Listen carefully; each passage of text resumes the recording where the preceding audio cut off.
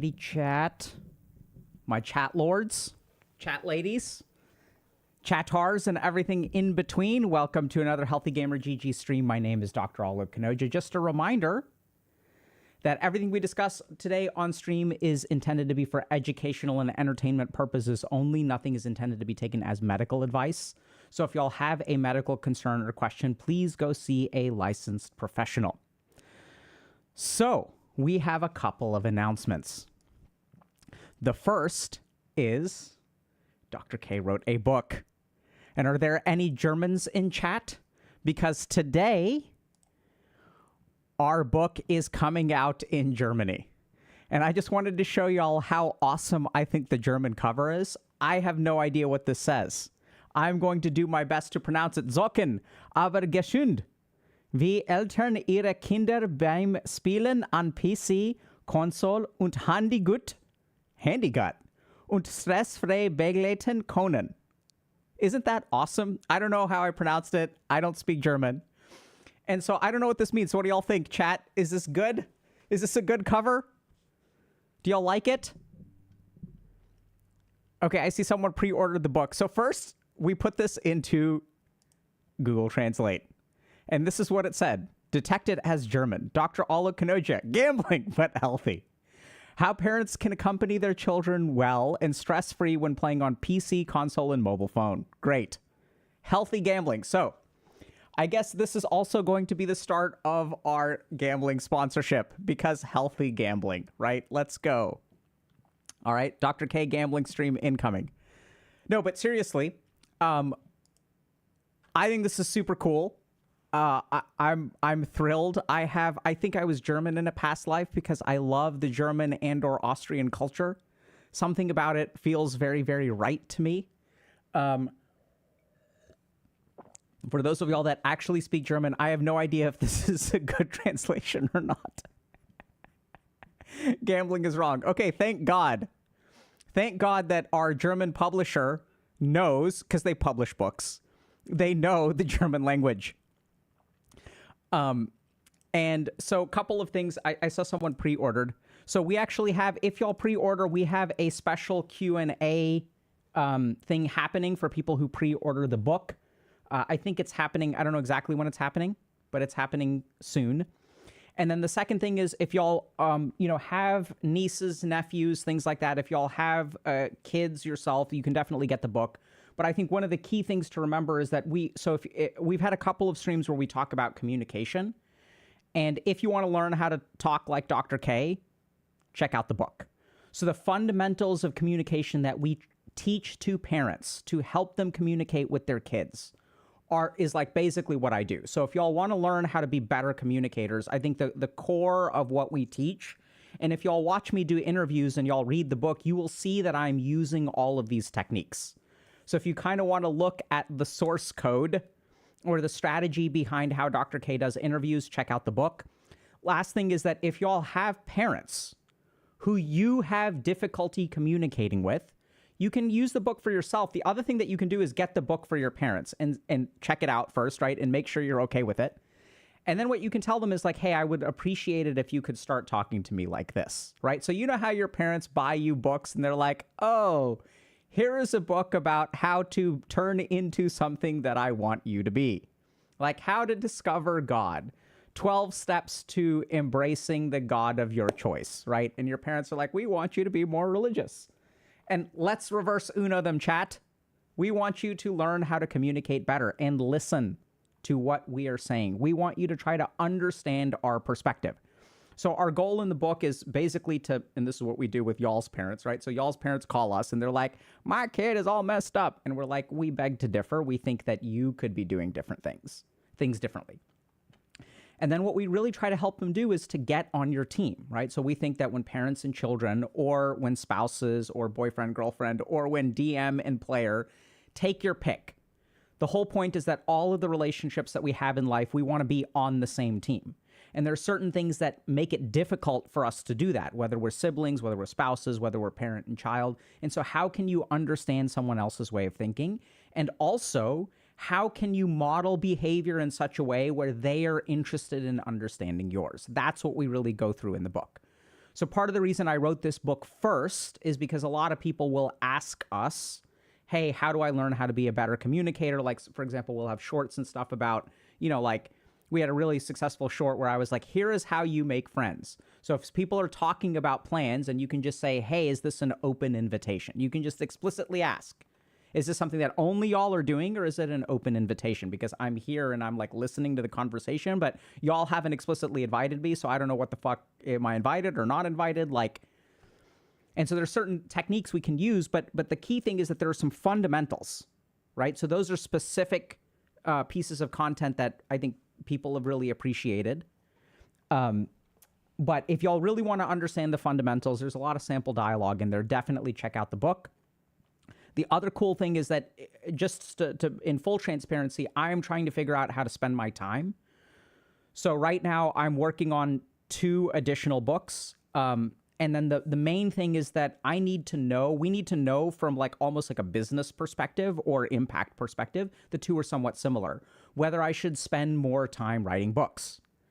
And so should I be streaming more? Should I be writing books more? I can't really stream a whole lot more because there's a cap on my voice, bluntly.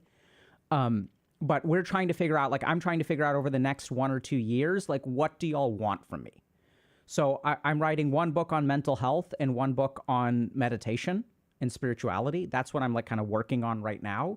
And these are going to be books for y'all, but like we need to know, like, do you guys want us to make more guides? Like we have a trauma guide that's coming out in a couple months. Do y'all just want us to make more YouTube videos? Do y'all want to do in-person events? And I know everyone's going to say like, yeah, we want everything.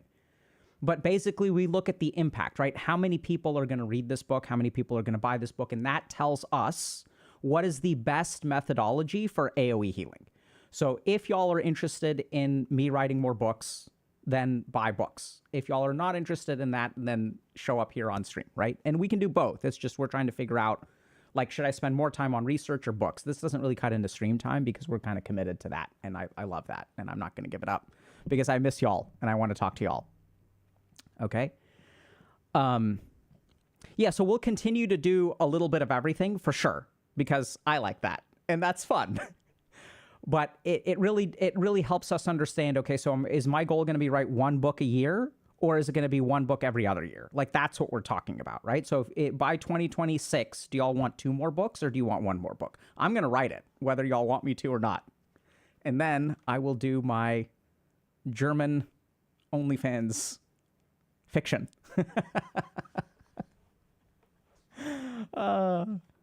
Okay.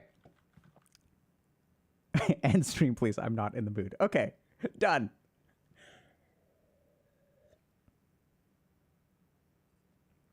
So that's useful to know, right? So Bagel is saying literally no one I know reads books, but everybody watches YouTube vids. This is another thing that we're seeing is like a ton of the books are audiobook sales. So I think we see that. But it seems like a lot of people listen to books too. And by the way, I narrated the audiobook. So it is me. That took me a couple of days, but it was lots of fun. Yeah. So if you guys are tired of hearing my voice, get wrecked, shitties. If you want to hear more of my soothing voice as you listen to an audiobook as you go to sleep, then check it out. All right? Guides with workbooks. Yeah, we're working on it, right? So the guides have exercises and stuff. We started developing that because y'all wanted it. We have a lot of exercises and stuff. We're slowly assembling these things. Okay? But well noted that y'all want workbooks. We will work on it. Yeah, voice is on cooldown. That's a great, oh my God, I love this community. That's so brilliant. Yeah, voice is on cooldown. That's a problem. Okay. So let's do a couple of other things. So today, what we're going to be doing is something pretty cool. So I don't know if we've done this before. So what we've done is taken a few of our most successful YouTube videos. And for those of y'all, or not YouTube videos, I mean, at some point there were also Twitch streams, right? So that, but they can't live on Twitch forever. So we've taken a couple of our most successful pieces of online content. And the cool thing about this community is that y'all watch content and then you respond in some way. And so the cool thing is that we're going to take some comments from some of our most successful lectures, and we are going to address those comments by teaching y'all more stuff, okay? So first thing is, if y'all haven't seen these videos, highly recommend them. Also, the YouTube algorithm and everyone in the community also highly recommends them. And we're going to take some of the most powerful and insightful comments, or comments that are, we just didn't take the most upvoted comments because some of them are like super, have thousands of upvotes or likes or whatever. We didn't just take those, but we took the things that we felt like there was more to teach on, or what is the next step. So the challenge with some of our lectures is that we'll get you, let's say, from step 1 to step 5, and then someone in the comments is like, what happens next, right? So I still have this problem. So that's what we're actually going to address today. Okay? All right. So let's take a look.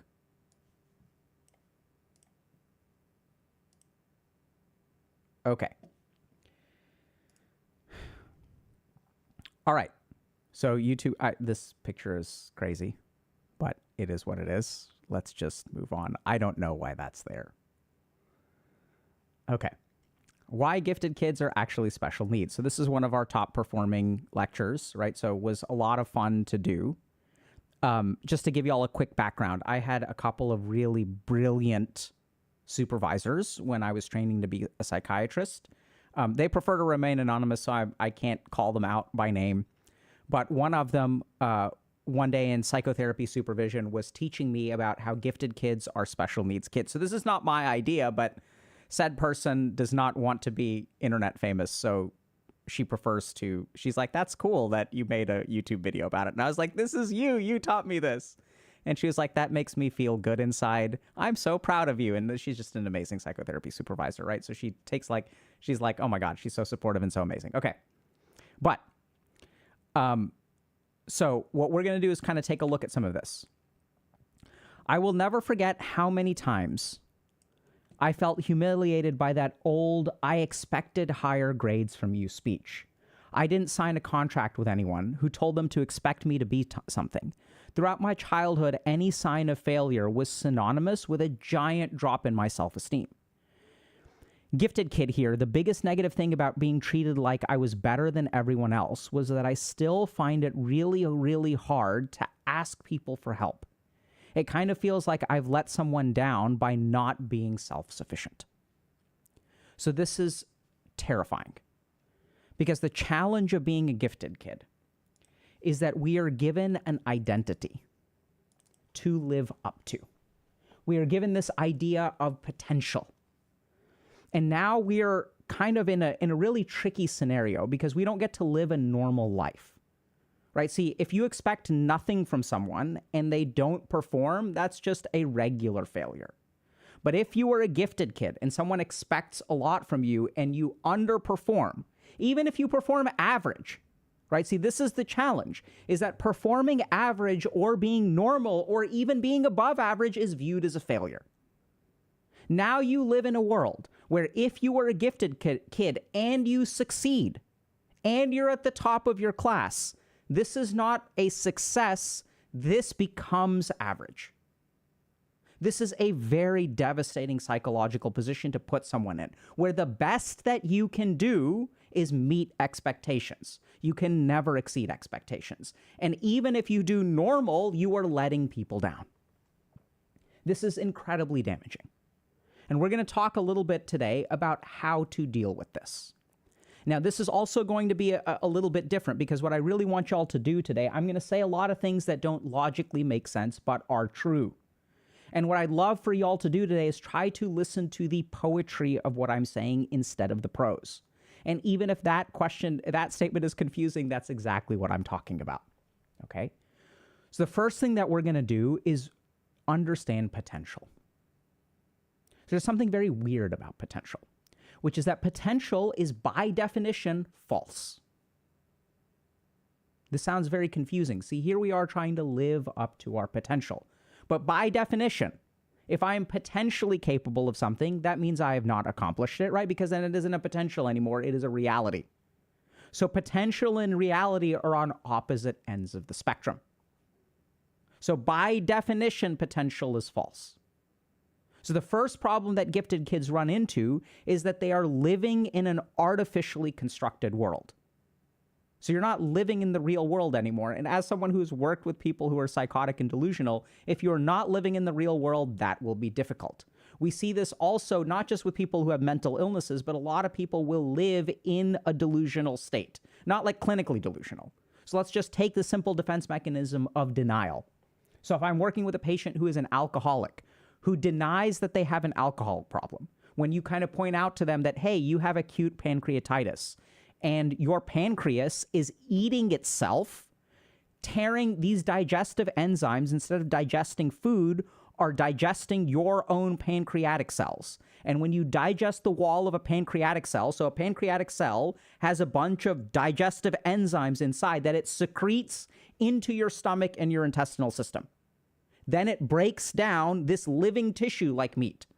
The moment that you pop the surface or the organelle of a pancreatic cell, all of those digestive enzymes leak out, and then they start eating the other pancreatic cells, which in turn leads to a cascade of your pancreas digesting itself, popping organelles more. It's kind of like if I have a container that has acid. If I have a bunch of jars of acid sitting in my pantry and I eat through the wall of one container, and then that acid leaks everywhere and then leaks into the walls of the next acid container, and then I've got a spill of acid everywhere, that's literally what pancreatitis is.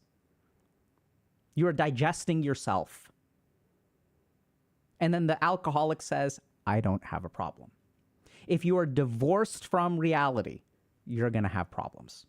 Whether you're psychotic, whether you have a diagnosis of schizophrenia, whether you're high on methamphetamine, whether you're smoking K2, whether you're manic in the cases of mental illness, or simple psychological defense mechanism, or in the most catastrophic case, being given potential.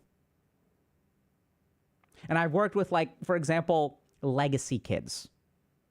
So very wealthy families in India will send their children to Boston for proper education.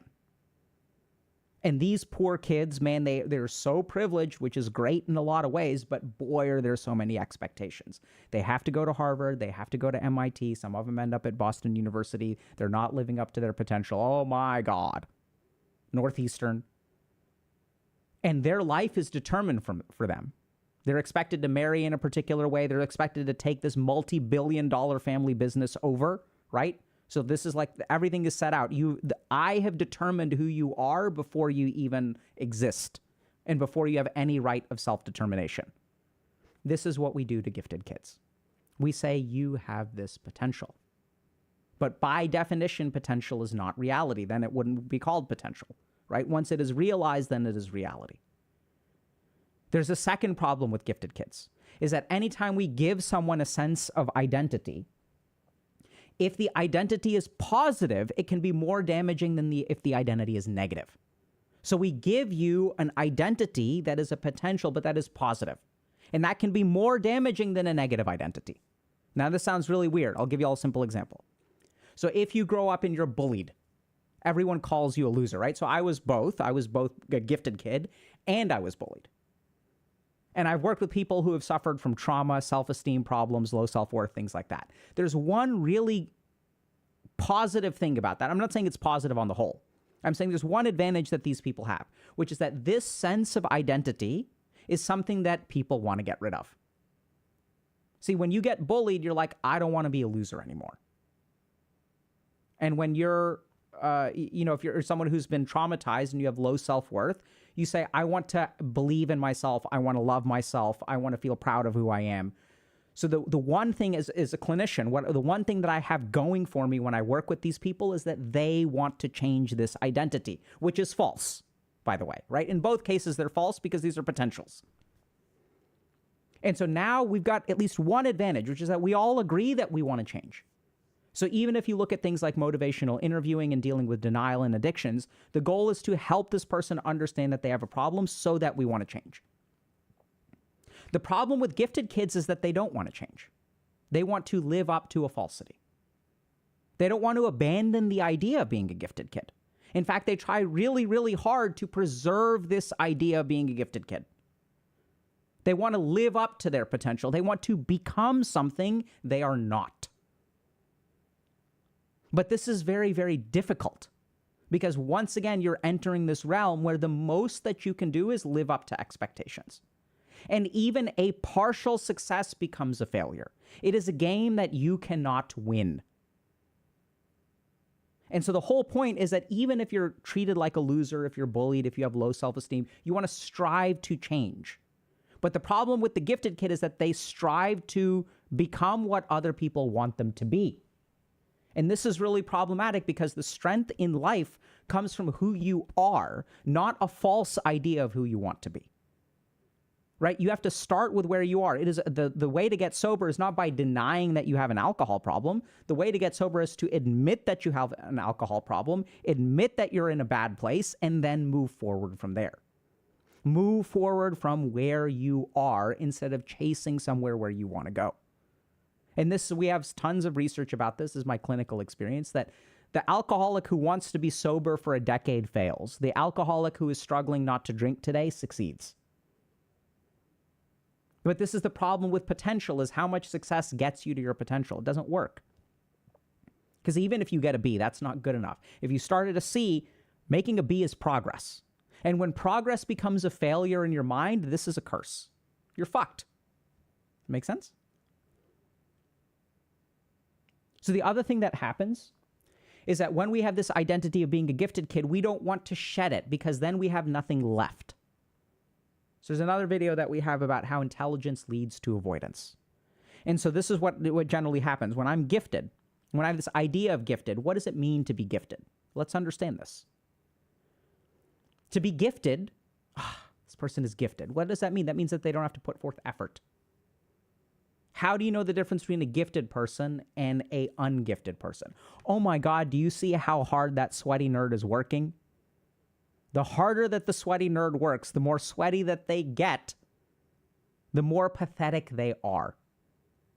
And the easier it is to slide through life without difficulty. This is the sign of gifted. So now you have another problem, which is that anytime you put forth effort, it comes at the cost of your gifted kid identity. So you're left only doing the things that are easy in life. This becomes a huge problem. This is why we see this this pattern in gifted kids of high acceleration followed by hitting a brick wall. I don't study in second grade. I don't study in third grade. I don't study in seventh grade. I don't study in 10th grade. 11th grade hits. Now I'm in calculus, right? Because I'm in all these advanced classes. And then suddenly, I don't know how to study. And I can't afford to study because if I study, who studies really hard? Stupid kids study really hard. So not only do you have not living up to your potential as a failure, or at best you meet expectations, which means you never really get any positive reinforcement, right? You don't get any positive momentum. You're deprived of that. Second thing that you're deprived of is the ability to work hard. Because anytime you work hard, you're not gifted anymore. So you run away from working hard. Because in order to be successful, you no longer have to be gifted. And then what happens is your life becomes narrow. Because you don't do this thing that requires effort. You don't do this thing that requires effort. So the options available to you in life start to shrink. Because you can only do what is easy. And as time goes on, as you climb the ranks of life and as life becomes harder and harder and harder, the number of things that are naturally and effortlessly easy becomes smaller and smaller and smaller. So your life is left with nothing but this idea of being a gifted kid. And then we come to the third curse of being a gifted kid, which is, what is the other thing that gifted people do or don't do? Ask for help. Because who needs extra tutoring? Not the smart kid in the class, the stupid kid in the class. And this is probably the most damaging thing, is that we teach these children that asking for help is something that is shameful. And now we are in a real problem. And this is what we see with gifted kids, is that life is a multiplayer game. It's an MMORPG where you need a guild and you need a party. And now you're doing a lone wolf run, a solo run. But unlike all of these beautiful games like Baldur's Gate 3 that give you these lone wolf advantages, that's not how real life works. Hugging yourself does not give you oxytocin. Right? Jerking off is not a healthy relationship. Like, you can't do it on your own. Like, physiologically, neuroscientifically. I'm just using these two examples. All right, it's really hard to take care of yourself when you've got the flu. Really easy to take care of someone else who's sick, and for that person to take care of you. Life is a multiplayer game. It's the way that we've evolved. And we deny gifted kids the chance for help. We tell them, if you need help, you're a loser. Right? And if you're a gifted kid and you're listening to this, you know exactly what I'm talking about. Other people, it's okay for other people to get help, but I can't. Why not? Because they're average. They're normies. And I wear the mantle of exceptionalism. So I don't get to get help. And so how do we fix this? So I'm a recovered gifted kid. And the big irony here is that when you shed the mantle of being a gifted kid, you will become so successful. And then I just fucked y'all again. Because now you're like, okay, now I have to get rid of this and then I can live up to my potential. It doesn't work like that. You really have to get rid of it. And so this is the problem. So let's understand how to fix this. So in order to tackle being a gifted kid, what we have to understand is, what does it literally mean? What is the mechanistic, scientific manifestation, the physics, the biology of being a gifted kid? Where does being a gifted kid actually exist? Now, the first answer that people will say is that being a gifted kid exists in the minds of others. This is an expectation that other people put on me. That is both true and untrue. And what a lot of people wish is that I wish different people would no longer expect this of me. I wish other people would say, hey, it's okay for you to get help. I wish other people would acknowledge that I have worth even if I don't accomplish. But that's not what y'all say as gifted kids, right? Let's understand, like, you probably rejected that. What you actually say is, I wish I could live up to their expectations. I want to defy their expectations. They thought that I had a 140 IQ. I want to have a 160 IQ. My siblings all became millionaires at the age of 30. I want to become a millionaire at the age of 25. You don't actually want to defy their expectations. You want to live up to them. You want to exceed them, right? Why? It's because you've never been able to, right? You don't actually want to change their minds. You want to show them that they underestimated you, not overestimated you. And this is how the mind works. Because when I get an F on a test, I don't want a C. I want an A+. If I get dumped by my boyfriend or girlfriend, I don't just want to date someone else. I want to date someone who is going to make them feel ashamed, is going to regret it. They're going to regret ever dumping me. I'm going to show them. So what does it mean to be a gifted kid? So this is the one thing to understand. Being a gifted kid is an internal reaction in your mind. Literally, what it means to be a gifted kid is that your mind will generate thoughts and responses. That is entirely what it means. That's it. And I'll give you all a simple example. Let's say you want to ask for help.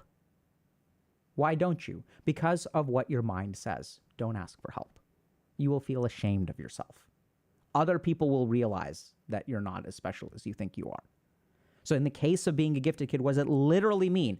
It means that when you try to move forward in some way, that your mind generates some kind of thought that keeps you where you are. That's literally what it means to be a gifted kid.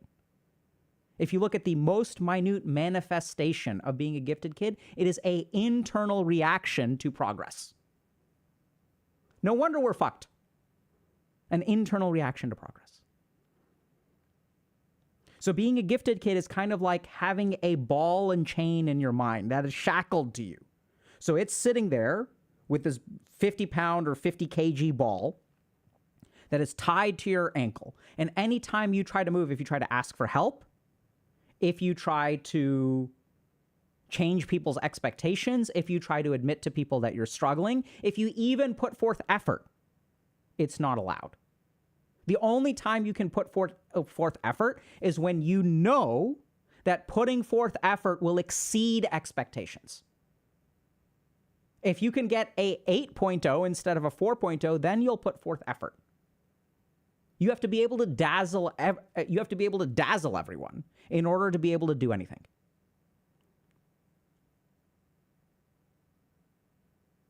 So to understand, if you really want to conquer being a gifted kid, there's really one starting step, which is to recognize your mind's internal reactions to things that are good for you in progress. And what you will find is that there's a lot of self-sabotage there. There's a lot of emotions like shame that keep you stuck.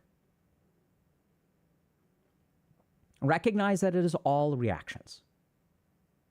The second step is anytime you see this internal reaction, there are going to be a couple of other features of it. If your mind tells you that something won't work for you, but it'll work for someone else, then you should move towards it. So this is how you know which thoughts are good and which thoughts are bad. If everyone else is allowed to do it, then you should be doing it too, generally speaking, right? We don't want to apply that to jumping off of a cliff or whatever. But when it comes to things like sharing your feelings, getting help, right? Even the idea of self-determination. You ask a gifted kid, what do other people get to be in life? They get to be whatever they want, but I do not. So notice that it is literally a reaction.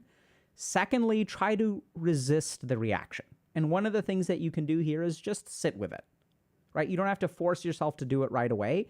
Notice the reaction. This is what's really cool is anytime we notice something in the mind, it gets weaker, literally. That's just how it happens.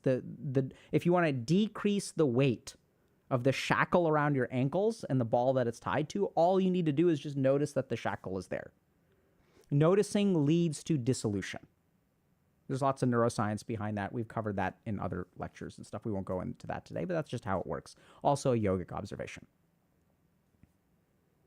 And then the third thing to understand is once you start dissolving the thought patterns of being a gifted kid. And this is where we go to the science of cognitive behavioral therapy, where we have core beliefs and automatic thoughts.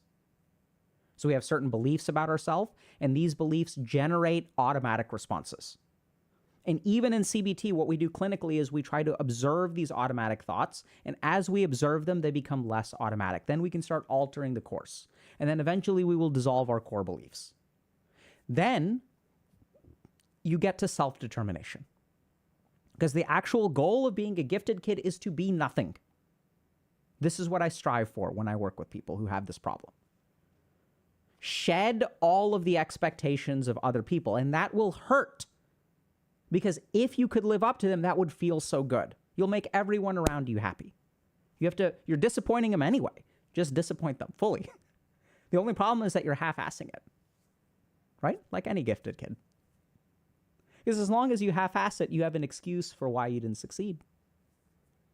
It's the moment that you put forth full effort and don't get at the top of your class that you realize you're not the smartest person in the class. There are other mechanisms at play where your gifted kid mind will keep you stuck, sabotages you, literally tells you, don't put forth 100% effort, because if you put forth 100% effort and fail, then you are really a failure. But as long as you half-ass it, you can chase the dream that if you had worked hard, see, the potential is still there if you half-ass it. You are preserving the potential, which is a falsity. So all of your mental energy is going to preserve something that is not even real. And no wonder you're stuck in life, because you're not actually living your life. You're trying to preserve a false life. So how do you have to get rid of it and let the shame come.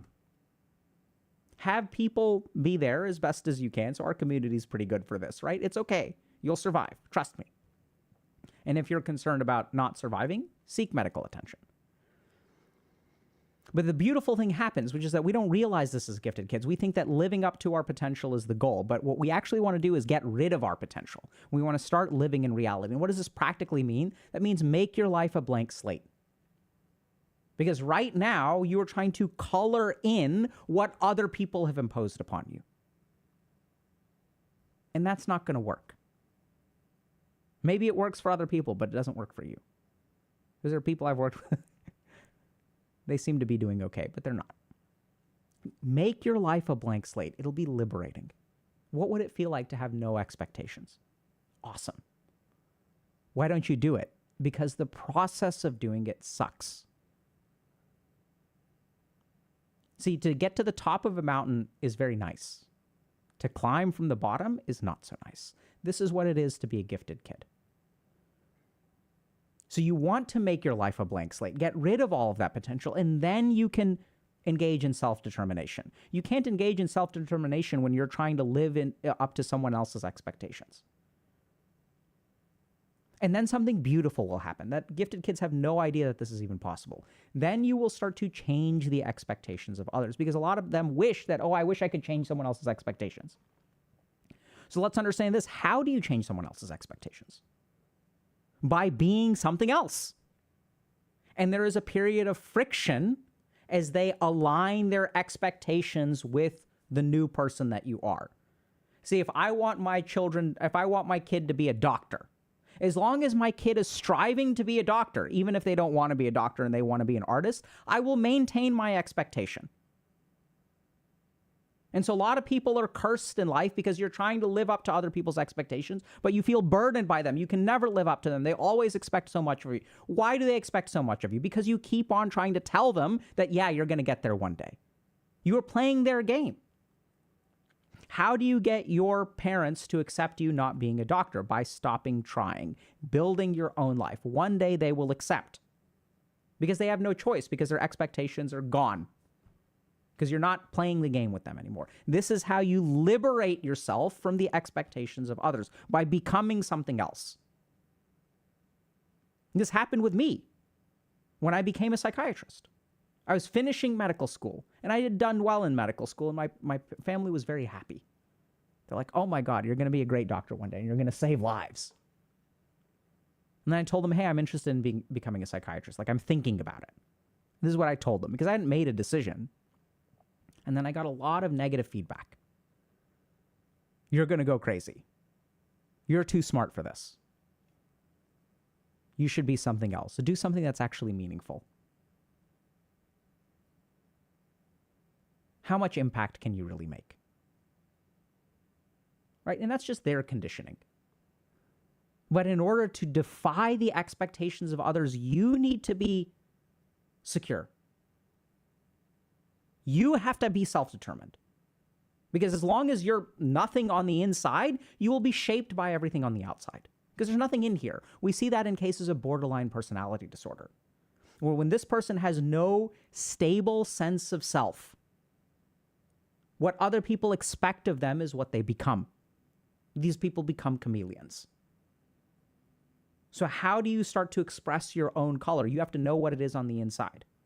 And then you'll have the strength to defy expectations, because you know what you are. And then you'll truly be free, and then something really cool will happen. People will either accept or reject you, but that's their choice. The majority of them will actually accept you, in my experience. And by my experience, I mean clinical experience. And some of them won't, which is okay. All right, so I've worked with patients, for example, who will come out as gay, and their parents don't accept them. And that hurts. But that is something that you can deal with. Pretending to not be gay and having your parents accept you is probably going to cause way more suffering over the course of your life. I've seen so many people ruin so many lives by pretending to be what they're not. And when you start to be what you are, you may disappoint a handful of people, but there's way more people that you're going to make happy. So it's very challenging to be a gifted kid, because we get all of this expectation, and then our mind gets conditioned to it. We internalize it. And then it's not even the expectations of others, it's the expectations of ourselves. And this is why we carry it with us wherever we go. There's no escaping it. We try. And this manifests as a couple of things. The first is that you can never exceed expectations. It's either meet them or underperform. Those are your only two options. The second is that you can't put forth any effort or ask for help, because this means you're not gifted. And the salvation comes in recognizing what is the literal manifestation of being a gifted kid. It's in here. It's all in here. And this mind has an idea of a potential, but a potential is by definition not reality. And so you're trying to live in a false world instead of living in the world that actually exists, and that doesn't work. So good luck. And if this gets uploaded somewhere, if you have further questions, ask them.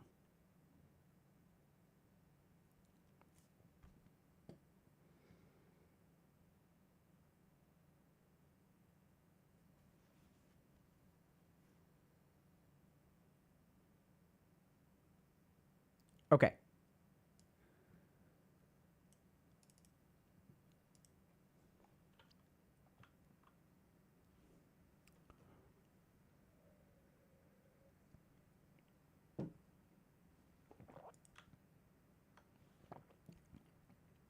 Every mental health professional I've ever talked to has been like, you have a lot of self-awareness. And I'm like, yes, I actually think that is part of the problem. I've come to the point where I listened to this and was able to relate to it, but my brain says, you just think that to feel special. You just think that to feel special. You don't have depression. You just want an excuse for your incompetence. Okay. So, we make it sound like self-awareness is a good thing. Right? Oh, like this person is so unself-aware. Whereas this person, oh my goodness, look how self-aware. Look, this child is so self-aware. Look at how amazing they are. Oh my God. So here's something to understand about self-awareness.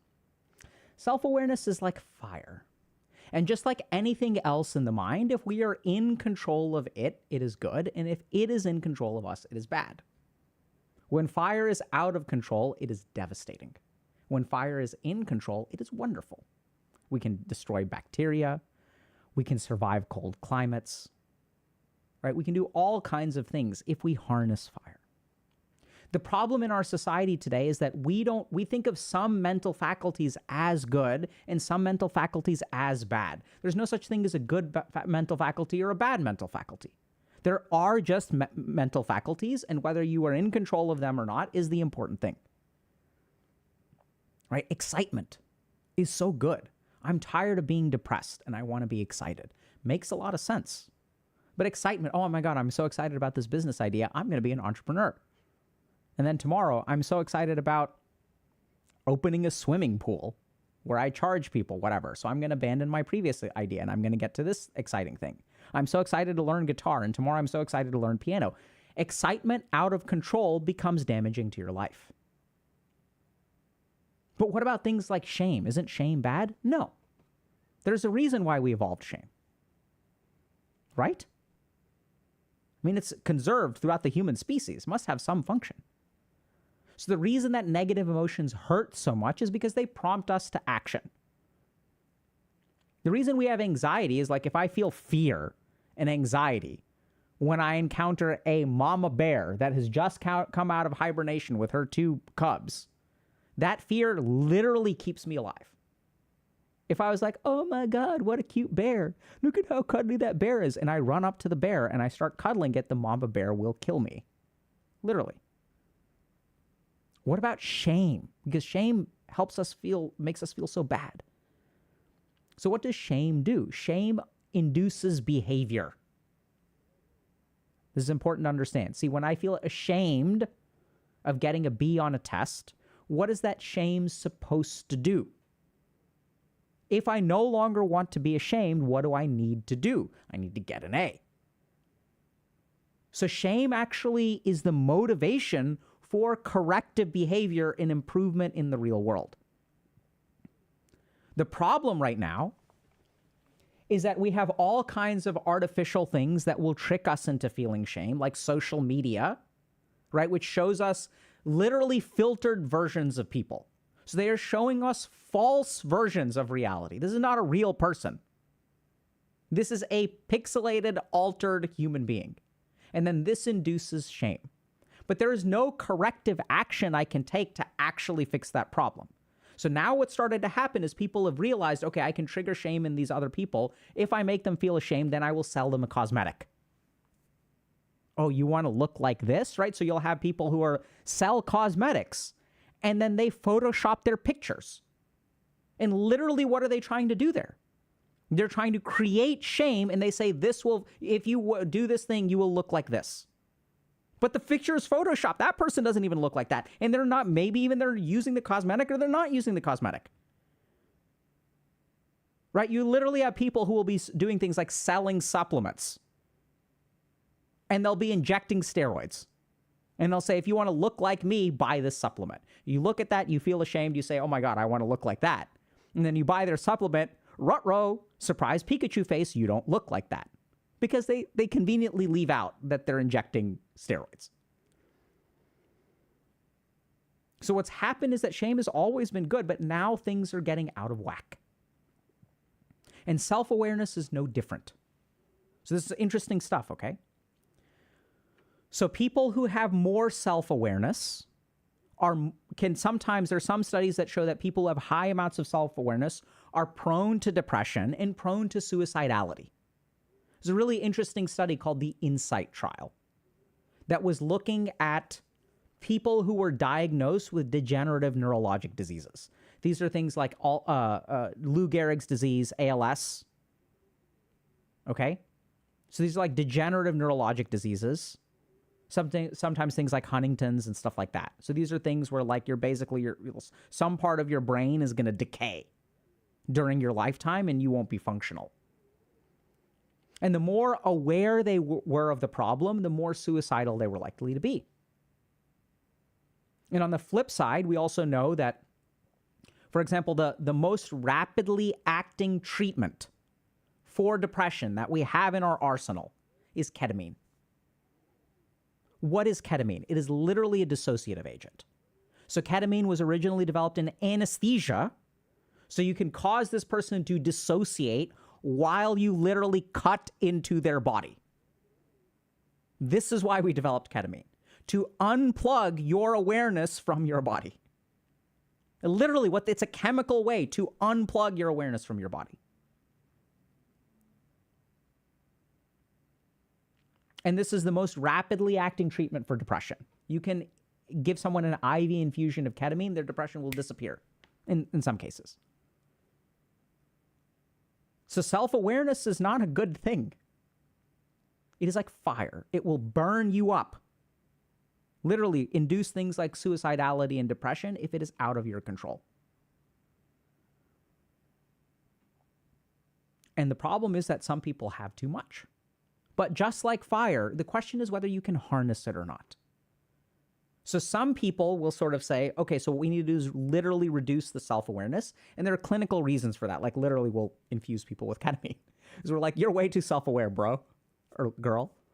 Let's shut off that self-awareness. We also see that in trauma with dissociation. You're way too aware of what's going on right now. You need to unplug. We also see this in the majority of human beings on the planet in smaller forms. Numbness. You're feeling bad? Play a video game. Doom scroll for a little while. Forget your life. Because when you think about your life, it's so depressing. So this is what we tend to do in Western science, is that we tend to look at the manifestation of the problem and we artificially try to correct that. And that can be good, by the way. Right? It's not bad necessarily. It's just incomplete. So if we look at things like antidepressant medication, one of the functions of antidepressant medication, which is also anti-anxiety medication, if we look at things like SSRIs, is it creates some degree of emotional numbness. One of the side effects is numbness. We literally reduce your awareness of what's going on inside you. And that has good clinical outcomes. Like sometimes like we want to induce numbness, right? Like we want to give people like, I don't know, pain medication when we cut into them.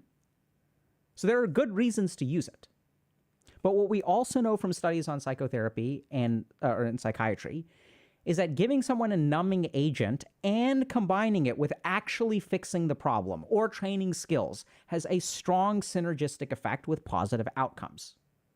Psychotherapy helps 50%, medication helps 50%, and if you put them together, you get an 80% improvement. Right? I'm just ballparking the numbers there. I think the actual effect size is somewhere in the 40 to 70 ballpark. They have a synergistic effect, but it's not additive. So now the question becomes, I have too much self-awareness. What do I do? Because the default answer is numbing myself to reduce my self-awareness. Whereas what I would say the real goal, long-term goal, and you can use medication to get there. So that's how I kind of think about using medication is let's use medication so we can stabilize someone so that we can help them engage in the skills building that is necessary for real long-term healing. Right? So for example, if I'm working with a trauma patient, we'll give them medication like Prazosin, which stops them from having nightmares, which means that they have a good night's sleep. And once their brain has a good night's sleep, wow, their ability to engage in psychotherapy and their emotional dysregulation actually objectively improves. So what we really need to do more than anything else is train our self-awareness. It's not too much or too little. It is in control or out of control. And so how do we train our self-awareness? The first thing is to be aware of our self-awareness. And what I want y'all to really notice is that self-awareness usually has a direction. So if we look at this, it says, but my brain says, you just think that to feel special. You don't have depression. You just want an excuse for your incompetence. See, if you look at self-awareness out of control, what you will discover is that the self-awareness out of control always moves you in a particular direction. You are selectively self-aware. This is what makes it out of control. It chooses to burn some things and not burn other things. Right? It's not cooking your food, it's burning down your house. And this is why there's even studies that show that, you know, the higher your IQ or the higher your analytical capability, the more likely you are to be depressed. So the problem with self-awareness is that it can be a tool that is turned against you. So the first thing to notice is that generally speaking, an awareness out of control points always in one direction. Not just one, but maybe a couple. And just observe that. Be like, wow, that's interesting. Why is it that my self-awareness always counters something in this direction and something as opposed to something in the opposite direction? And literally what we do in psychotherapy is something called cognitively reframing, which is that what we do is our mind automatically moves in this direction and we train it to move in another direction. And if you are able to discover this, you can sort of check out, we have videos on things like some scars. It's in Dr. K's Guide to Meditation, Dr. K's Guide to Depression. Y'all can check that out if you want more details, but we'll explain it here. Is what you will find is that at some point in your life, you learned some kind of lesson. There's some kind of emotional energy that develops these kinds of thoughts. So if we look at something like this comment, right? So what does this comment tell me? So you just think that you feel special. You don't have depression. You just want an excuse for your incompetence. So when I read something like this, my first thought is that this person was not allowed to fail. And this is very common with people who have too much self-awareness, people who are depressed, is that other people in life were allowed to fail, but you were not. When you made a mistake, people blamed you really hard for it. When there were things that were literally out of your control, you were still blamed. I see this with unhealthy parenting, where parents will say things like, oh my God, like, you know, the parent is drunk and they get mad at you. But what were you doing? You were just playing with your toys. You're 4.5. You didn't know what else to do because, by the way, yesterday and the day before, you were playing with your toys and that was fine. So what we tend to see is that when people are not allowed to fail, they're told, hey, this is not acceptable. You are responsible for this. And when you become responsible for it, suddenly you're not allowed to have an excuse. Because you view it as an excuse. It's not a reason. It's an excuse. See, if you view the things in your life as excuses instead of reasons, this is a problem. What's the difference? The difference is the coloring of your mind. right? If it's acceptable, it's a reason. If it's unacceptable, it's an excuse. But the thing is the same. The only difference between an excuse and a reason is whether someone is willing to accept it. So at work, you say, hey, I'm sorry, I'm late today. This thing came up.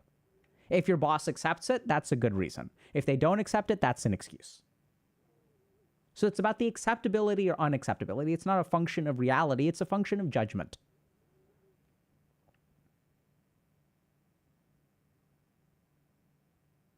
So if you have too much self-awareness, start by noticing how selective it is.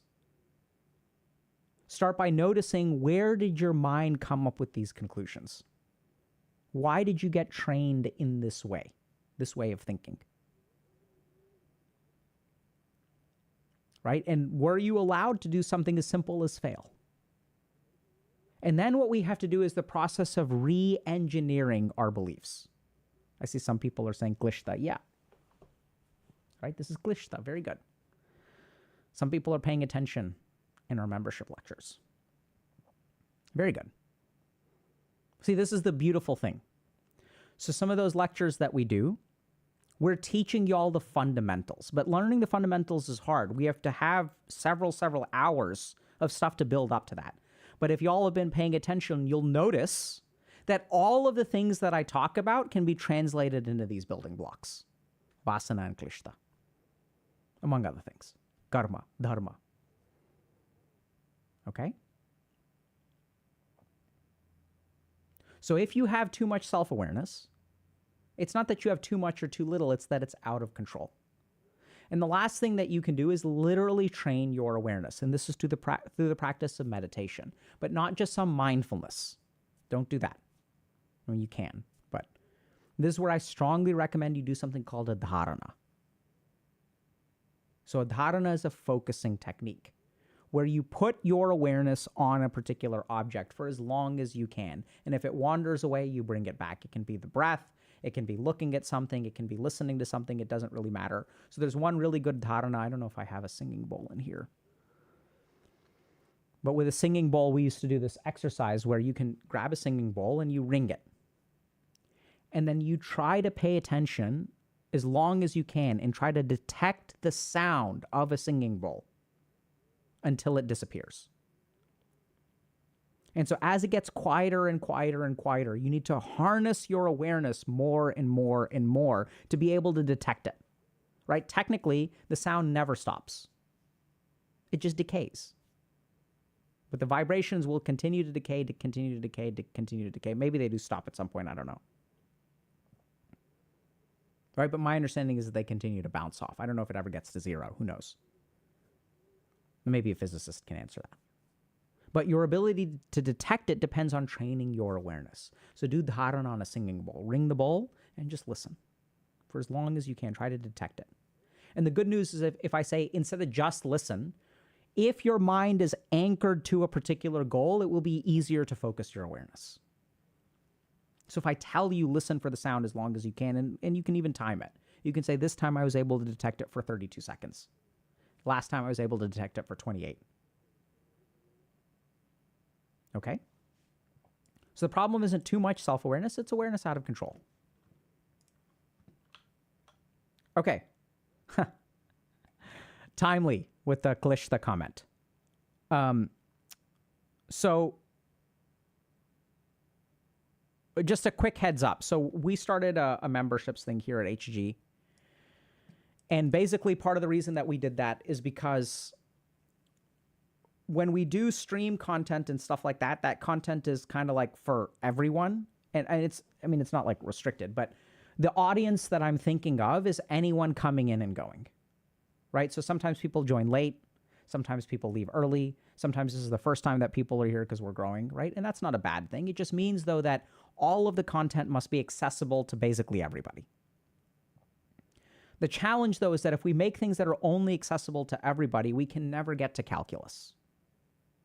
We can maybe do Newtonian physics, but we can't even get to relativity or quantum mechanics or anything like that. We have to stay at the basic level. And so we started memberships to be able to do advanced things. The other thing is that we have to respect the content restrictions of platforms. So we don't always prioritize that as number one. We'll frequently make lectures and things like that that are very specific to a group of people that won't be broadly accessible, and we're happy with that. We'll talk about particular mental health conditions, whatever, like that's fine.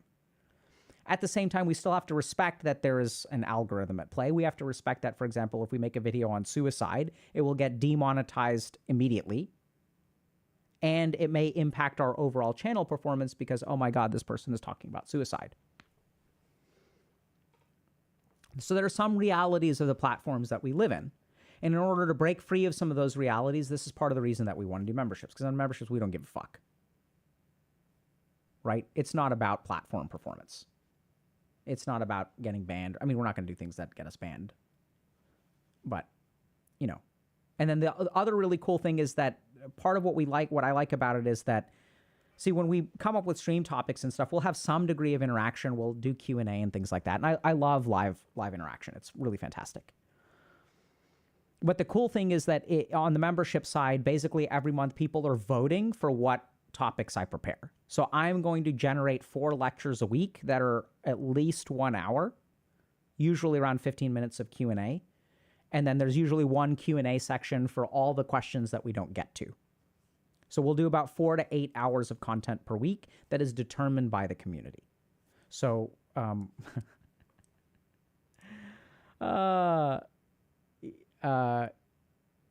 yesterday, we did a lecture on Tantra and meditation. And then we've got 2 tiers. We've got a $10 tier and a $15 tier. And this was really important to us that basically, like, you get all the value at the base tier. And then if you want to give us extra money, you can pay more. I know a lot of people, when they'll do like Patreons or whatever, right? Like whatever thing they do, they're like, okay, you can support us for like $1 a month or $5 a month or whatever, and you get some emote or some badge. And then if you get extra content, if you give us $10 a month, $15 a month, $20 a month, we feel like the opposite is the way that we want to do it, where we want to try to deliver the maximum value at as accessible a price point as possible. And then if you want to give us extra money, you can give us extra money. So if you want to help us build additional content, and that's the other reason that we're doing this, is part of the reason that we ask for money for things is because I know it's crazy, but some things cost money. Even doing things like uploading videos and having, like, you know, we've got a whole stream set up and someone helps me set up this overlay and all this stuff costs money. And as you all know, we're very careful about the sponsorships that we take, and we tend to leave a lot of large sponsorship. We say no, right? But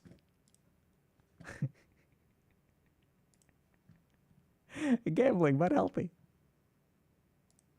So sometimes we'll get, you know, we probably turn down at least seven figures worth of sponsorships a year, which is just something that we're doing because it doesn't feel right in the moment. And I know that a lot of people are also in situations of financial difficulty. That's part of the reason that we try to do things as cost effectively as possible. So part of the reason that we continue to stream and stuff like that, we get some income from streaming. But I don't know if y'all noticed, but we don't do things like subathons or donation drives or things like that. We'll do it occasionally if there's a really good reason for it, but there's no like sub goal at the top, right? That's not something that we do. Maybe we'll do it one day, who knows? But we're really here to try to create AOE healing, and we're going to do the best that we can with the resources that y'all give us. And there are certain things that if y'all give us resources for it, that sort of pays for the cost and pays for other things. And there's just no way we can make as much stuff unless we start charging for things, right? The other things are we haven't taken any capital investment or anything like that, which a lot of people will do. And that's just, those are the choices that we've made so far. I'm not saying they're right. I'm just sharing with y'all what we think is helpful. Or I'm sharing with y'all what our thinking has been so far. And chances are we've made bad decisions, like just statistically, right? Because I'm new at this. One of the simplest stupid things that I didn't realize is the more free stuff you build, the free stuff is fine to build, but the more people that you build free stuff for, the more money it takes. Which means that free is fine if you've got like 5 people.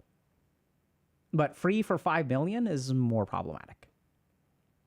And the way that a lot of streamers and stuff will make that work is by doing things like taking big sponsorships. But so far, we've realized that sometimes the reason people want to pay us a lot of money is we're very hesitant about taking a sponsorship that we really don't believe in. We may at some point, right? So we may decide at some point that, like, okay, on balance, it's okay to make a deal with the devil. We're going to practice a little bit of blood sorcery here. And that the financial gain that we get will allow us to do more good. Okay. All right. Okay, so I guess here's what members are doing. All right, so I have a group of people who live near me, and I spent a long weekend with them recently, but we only hang out at that once-a-year gathering despite living 10 minutes from each other. So I suggested a movie night, and we're making it happen this Friday, and oh, the Vasanas have been swarming. Stuff I thought I had worked through already. It's been hard not to just flip the table and tell everyone to forget it, but I'm figuring it out. It's interesting to see how when I'm stuck in a samskaras emotion, it feels like everything is going horribly, but once I can work through it, everything is actually going just fine. So I know that some of these terms may not make sense to y'all. So a vasana is a mental habit, and a samskara is like a ball of undigested emotion. So part of what we're trying to do is teach y'all the skills so that you understand how your mind works. And once you understand how your mind works, I don't know if y'all have been in this problem where I invited a bunch of people and then my mind tells me to cancel. Or I said yes to going to the social engagement, then my mind tells me to cancel. And we say, I have anxiety. Right? This is what we'll kind of say. Oh, it's anxiety. It's anxiety.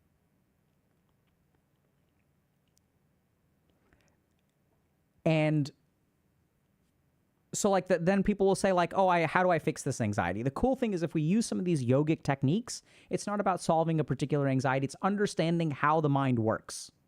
And then you'll start to make, we hope, we're really happy. We didn't know that this was going to happen. But the reason that we taught this stuff is to see things like this. Right now you're altering the trajectory of your life because you made these social plans. You were going to quit and now you're not quitting and now you realize it's fine. And then something really cool happens. Once you realize that it is fine when my mind is terrified, I do not need to listen to it, then your life will start to change. Because the reason you stay stuck is because the moment that your mind gets terrified, you have to give into it.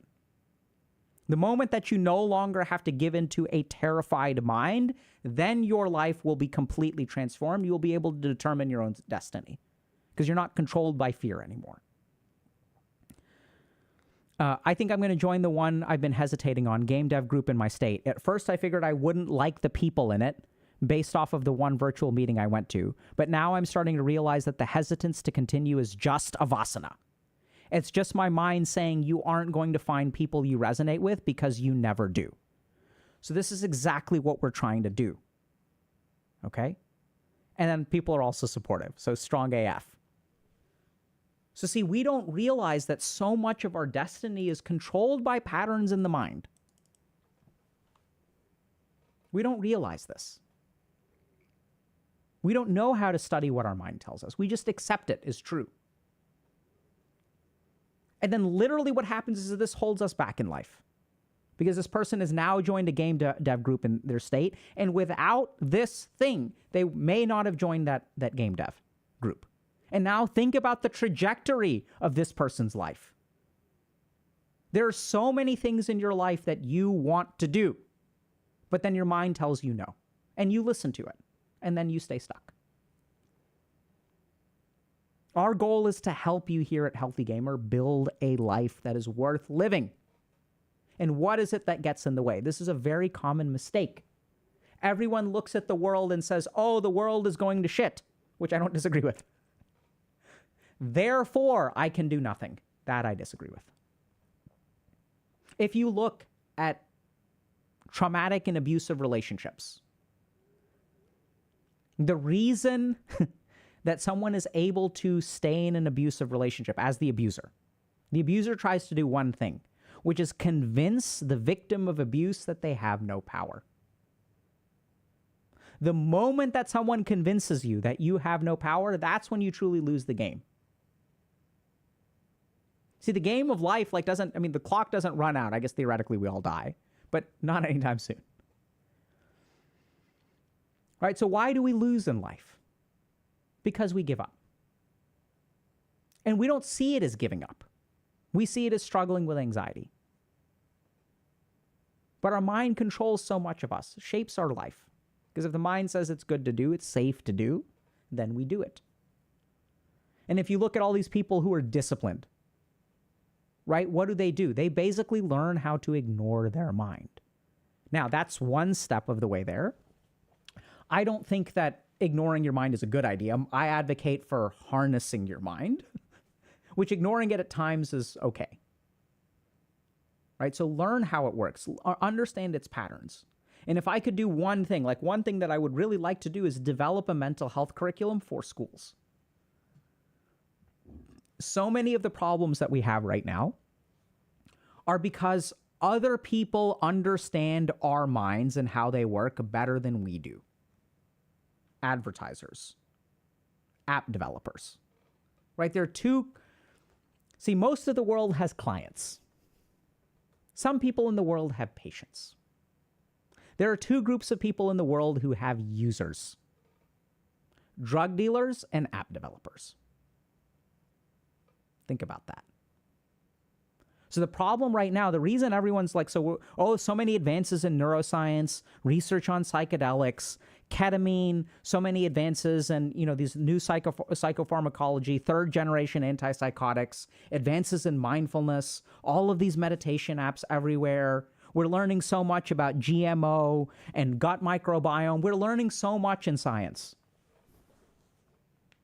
Why isn't mental health getting better? Suicide rates are increasing. Rates of depression and anxiety are increasing. Rates of loneliness are at epidemic proportions. Thankfully, the Surgeon General is aware of that and doing something about it in the United States. Despite all of the technological advancement, why are we losing the war on mental health? We're winning the war on cardiology. We can do a heart transplant. We've got Ozempic. Woohoo.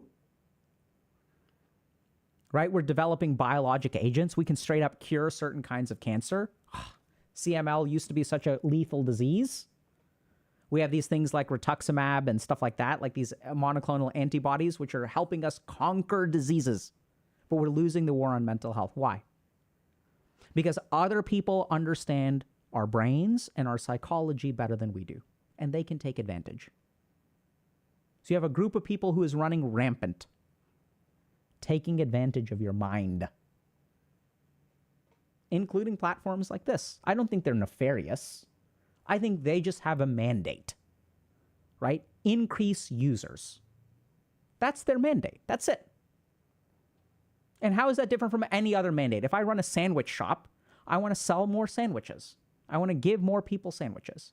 And these platforms, I really don't think, maybe they could be, but I tend to give people the benefit of the doubt. They do what they think is right. They try to increase their user base, right? That's what happens in business. It's competition.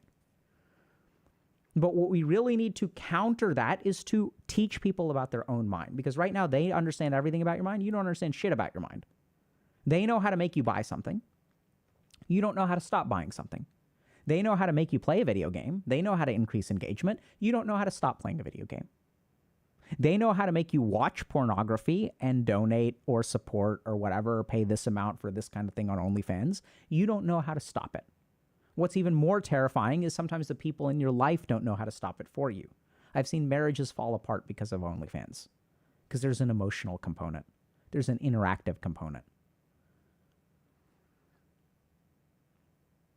So this is the kind of thing where my approach is not, okay, blame them and everyone, this is where everyone will say, oh my God, we need to tear it down. We need to stop them. And there's some value to regulation and putting limits and stuff like that. I'm not disputing that. But that's just not where I come from. I'm a clinician. I think it's way easier to just train the individual. Let's give you ammo to fight back. Let's teach you about your mind in a way that an app developer can never understand. Because your mind is unique, which means that an app developer who's trying to understand your mind, they can't understand an individual. They're getting close. Targeted ads, cookies, oh my God. See, they're getting so close. Targeted advertising, oh brilliant. But you can understand your mind way better, and we need to develop a curriculum to do that. We're trying to do that one piece at a time here at HG. Okay.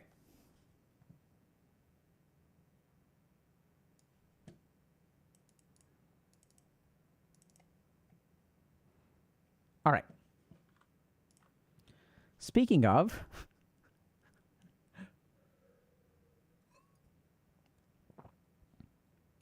how years of porn consumption affects the brain's ability to form relationships. Okay. I'm 31 and recently had a talk with a 20-year-old international student from the UK studying with a mutual friend at the party, and after a few drinks, she mentioned how the men in her life would basically treat her like a man, but would, the way she would describe intimacy in relationships, would expect her to act like a porn star. She was talking about this as if it was a fair trade. She felt equal in her relationships, but only because her view of intimacy meant she had to do things porn stars would do in order to please her man, while the men didn't have to do anything in return. Similar to how Victoria's Secret models made women feel like they needed to look that to be sexy in the era of magazines. It was enough that people at the party of 30-year-olds all stopped talking amongst themselves and had to sit her down and tell her this wasn't normal. She still thought we were all joking and just being typical old people. But it was really heartbreaking. How do you convince someone who grew up with the internet that porn and OnlyFans is not reality, and when it's the only thing their generation knows about sex? So this comment is brilliant because it speaks to a catastrophic problem in our society, which is that the human race is becoming divorced from reality. See, this is important to understand. We're seeing a rise in political conflict. We're seeing a rise in geopolitical conflict. Nations are at war. Nations are competing against each other. Here in the United States, we have no semblance of any kind of cooperation like the way that we used to have 30 or 40 years between political parties. We're seeing more religious conflict. We're seeing gender conflict. So conflict in the world is rising. And why? What's happening in the world today where conflict is rising so much in every dimension that you look at? The reason that we used to be able to patch things up is because both of us were playing from the same reality. See, if I'm playing a game of chess with you, but I have one board state, let's say I'm playing online chess, and my game is lagging. And so my board state is different from your board state.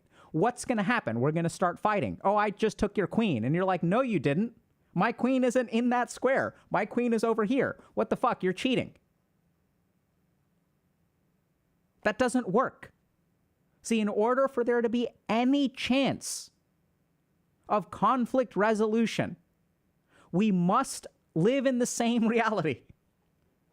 You're having an affair. No, I'm not. I took out the trash. No, you didn't. I told you about that last week. Don't you remember? No, you didn't say anything. See, anytime human beings don't live in the same reality, there's going to be conflict. That's inescapable. It's not some great psychological, I don't have no studies to prove that, but I'm sure that that's true. I mean, I do have studies actually now that I think about it. Right? So you can look at like methods of marriage counseling. And what do we do in marriage counseling? So I'll give you all just a simple technique that we use in marriage counseling. That's really, really hard to do. Feels very cognitively difficult, but works really well. So anytime I'm doing couples counseling, I'll teach both of the couples a technique, which is anytime your partner says something, before you respond to them, you need to repeat back what you heard. So you have to repeat your understanding of their words before you counter it. It's very difficult to do. And sometimes it takes weeks because anytime you hear something from your partner, you automatically respond with why you think they're wrong and why you think you're right. You never even stop to make sure that you listen, that you heard what they're actually saying. And something beautiful happens. Once you stop to understand the reality that your partner is living in, and they stop to understand the life that you are living in, the reality that you're living in, now at least we're on the same field, right? We have the same board state. We can still disagree about whether this move is right or this move is wrong, but the whole problem is at least we have the same reality that we're living in. And what's going on right now, there's a really interesting set of research on something called online drift, which is that anytime you click on something on a platform, you get engaged with an algorithm. And what happens with these algorithms is that over time, the emotional engagement, the dopaminergic engagement will build up a tolerance. So if I watch one video of a cat, that will be cute. But the second video of the cat that I watch that is exactly the same will not lead to the same enjoyment. So I'll give you all just a simple example. When you watch a video on the internet, how many times in a row do you watch it? If you want to spend an hour scrolling on the internet, do you watch the same video over and over and over again for an hour? Of course not. That is crazy, Dr. K. What the hell are you talking about? I never watch something more than once. Why? Because there is a tolerance to a signal that develops. So in order to avoid that tolerance, you need a stronger signal. And this is what the internet has discovered, right? They're not trying to be nefarious. What they realize is if you watch one piece of misogynistic content, we need to serve you more misogynistic content because that's what you'll engage in. If I serve you one piece of misandrist content, I need to serve you more and more pieces of misandrist content to get you engaged. And they also figured out something really cool, is that if you're a misogynist, to really improve your engagement, we need to serve you misandrist content. And if you're a misandrist, what we really need to serve you is misogynistic content. Look at all those other people and how mean they are. Oh my God. If you're a liberal, you'll get some crazy conservative echo chamber content every now and then, or even a lot. Because the platforms have learned if we can piss you off, you're not going to move to a different platform. This is online drift. And so as we watch this, human beings, we're sort of wired in a stupid way.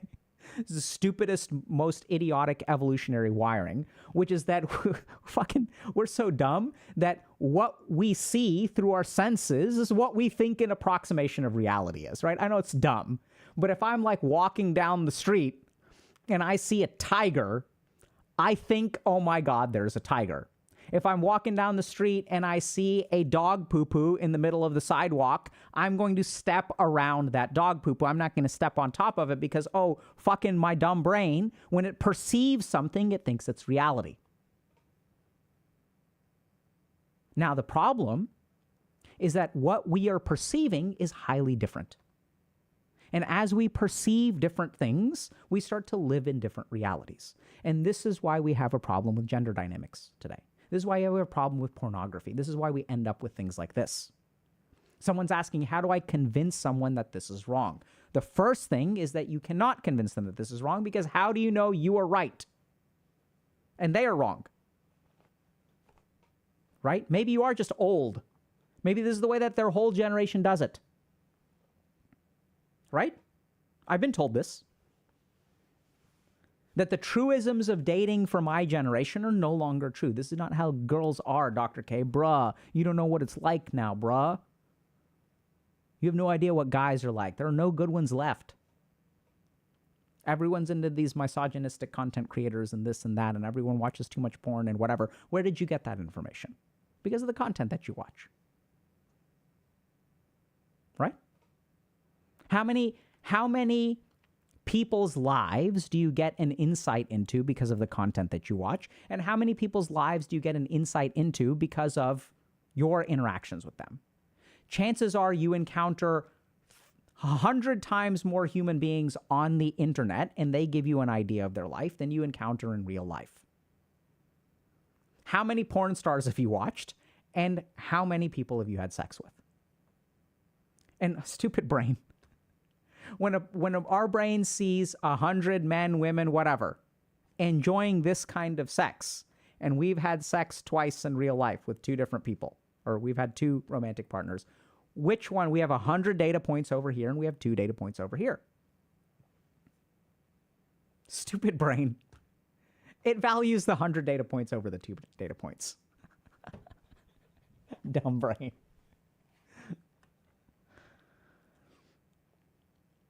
So we construct an idea of reality based on what we consume. And the problem is that we're not consuming reality. We're consuming a version of it. We're consuming propaganda. We're consuming literally stuff that has been crafted. Literally crafted. Edited. A 25-minute pornography video can take 6 hours to shoot. You're not seeing the 6 hours. You're seeing 25 minutes. And so when someone says, how do I convince this person? I think that there are a couple of practical things we're going to say. So the first is to understand the person first, right? So this is actually like literally the problem that we have with How to Raise a Healthy Gamer is we have a generation of parents who are like, how do I convince my kid that video games are ruining their life? And this is where we say, you can't. But here's how. Right? We say, first, you must understand. And Dale Carnegie said this really well. He said, if you want to understand, first seek to understand, then seek to be understood. So understand them first. And anytime I look at like conflict, right? So for example, there's stuff going on in Gaza right now, and I'm not trying to take sides. But the one thing that I noticed is that very few people are trying to understand the other side. All the content is these people are wrong. No one is ever asking, why do these people believe this? What is the data set that they're using? It's not what is the data set. It's just they're wrong. Everybody else is wrong and I'm right. No wonder the world is going to shit. We've stopped trying to understand each other. So if you know someone in your life who you think that they're very warped, and we see these posts all the time, people will reach out to us for help. My boyfriend, husband, whatever is going down this pipeline. My wife, girlfriend, whatever is like becoming a like really toxic, misandrist, feminist person who thinks it's okay to emotionally abuse me, physically abuse me, whatever. We get all these kinds of stories, right? And this is where if your reaction is, oh my God, like men are worse or women are worse, like that's what I mean. It's like based on what the reality that you're consuming, you're going to believe one or the other. And this is where we don't really care about, I mean, we do, but generally speaking, we're not so concerned that, oh, we're not going to help this person because this person has it worse. Like as a medical doctor, breast cancer is way more common than testicular cancer. But when someone shows up with testicular cancer, we don't say, hey, fuck you. Breast cancer is more common, right? You help anyone who asks for help. It's not about who has it worse. And I've seen this as a psychiatrist where like, whether you've had really bad trauma or just moderately bad trauma, everyone deserves help. So the first thing is to understand, where is this person getting this idea? And the second thing is to offer your perspective. And oftentimes the one missing piece here is that when people construct a particular reality, they don't realize how much hand they have in constructing it. So this we see all the time as a clinician, right? So this person has arguably an unhealthy relationship with the men in her life. But the question is, how does she select those men in the first place? Right? This is where a lot of times, even when I work with people like incels, it's like, oh yeah, all women are mean or whatever. Women always take advantage of my feelings. But then the question is like, what happens when you, like, how do you select the women who take advantage of your feelings? Right? The women who take advantage of your feelings are the ones that will, when you tell them you love them, they won't have the respect for you to end the relationship. They will maintain the relationship and continue to take advantage of your emotional energy without reciprocating. The decent women will realize this is not what I want from this relationship, so I'm going to end it. So the only women that you end up with are the ones who are going to take advantage of you. I see this a lot with patients who have abusive relationships, where we know that plenty of studies show that if you're abused as a kid, you're going to end up abused as an adult. And why is that? It's because the people that you select in your life.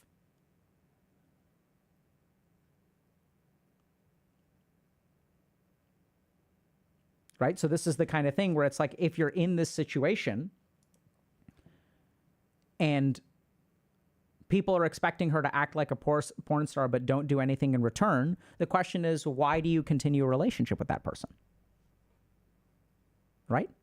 There's something keeping you there. So this is something that a lot of times we forget. This is what I've learned as a psychiatrist. I feel like I'm talking a lot about clinical experience. See, I used to think that people who were in abusive relationships were stupid. That was the height of my arrogance. What I've come to now realize is that if someone is in a bad relationship, all human beings only do things that are good for them. This is number one, how we're wired evolutionarily. So then the question is, why would someone stay in an abusive relationship? It's because what they get out of the relationship is worth more than the abuse that they tolerate. Oh, I used to be so arrogant, thinking this is wrong. No, I didn't understand that in order for you to engage in an abusive relationship, you must be getting something else that is worth the abuse. Why do people stay in shitty jobs? Because quitting is not an option. Because I have children to support. And I can't afford to not quit. That's why people stay in shitty jobs. Why do people stay in shitty relationships? Because the overpowering loneliness and suicidality is only kept at bay when someone makes me feel like I'm a decent human being because I do what they want me to do in bed and I don't want to do it. But at least I get accepted by one person. All I have to do is something that I'm sexually uncomfortable with. But at least they're there. At least they accept me. They don't reject me. And every other person on the planet is rejecting me. I have no one left. This is the one person that I have. And this is why abusers, what they do is they isolate people. This is how they create the abusive relationship. See, when I'm the only person that you have left and I'm abusive, you have to stay with me because the other alternative is no one, and you need someone. So the more that someone gets isolated, the more the abuse can escalate. Very simple. And the really crazy thing here is, why don't people just make friends with healthy people? I'll tell you why, and we'll see right now. Can y'all guess? Because of this. But my brain says, ... Not this in this particular case. But because my brain says, if this person is nice to me, they're going to end up abusing me. Because that's what my parents did, right? They apologized and they got me lots of gifts. And then they were physically abusive the next day. Because it's terrifying to be with someone who may actually be a decent human being. It's very scary if you've never seen it before. See, this is something that we understand as human beings when we see animals. So we'll see some abused cat or dog that's cowering in the corner. There's very heartwarming videos on TikTok or whatever of like some human being sits next to them, and over time, it's a 60-second short, which happened over the course of a month, which makes us feel really good. But what does it take to rewire that dog? We'll see this over the course of years even. Oh, look at this dog and how healthy it is now. It makes us feel so good. What does it take for a dog who arguably has a less sophisticated psychology than we do? It takes unconditional patience, love, and respect from a human being, including meeting all of your material needs for months in order to win over a dog. And we wonder, why are abused people still abused and why don't they get better? Because which human being has an unconditional amount of time, energy, love, meeting your material needs to help a human being trust other human beings again? No one. No one has that kind of time. No one has that kind of energy, because I have my own shit that I'm dealing with. And I'm not responsible for you. You're responsible for yourself. Independence and equality. You take care of you, I'll take care of me. So I was working with someone at a tech company, and they had this interesting phrase, FIIV. Oh, sorry, FUIV. Fuck you, I'm vested. So they worked at a very, very lucrative tech company where once your stock options vest, there was basically a generation of employees that were set for life. And so their attitude is, fuck you, I'm vested, so I'm set. You can go do whatever you want to. I don't give a fuck. This is the attitude that we have in life. I'm going to take care of mine and you take care of yours. Maybe when I take care of mine, I will be charitable. And that's good. Like, don't get me wrong, charity isn't bad. But the whole point is that that doesn't work, right? We need someone to take care of you today.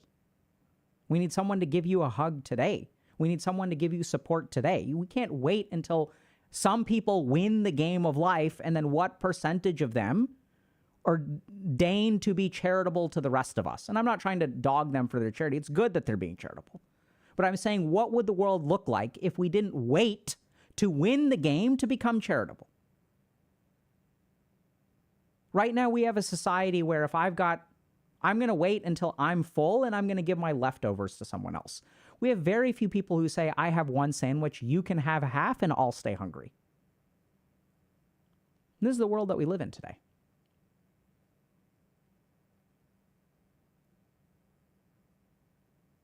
And there are other complications there, because even if you get financial security, someone can take it away. And this is a very real threat, by the way, because the moment that you get money, like, people will start suing you.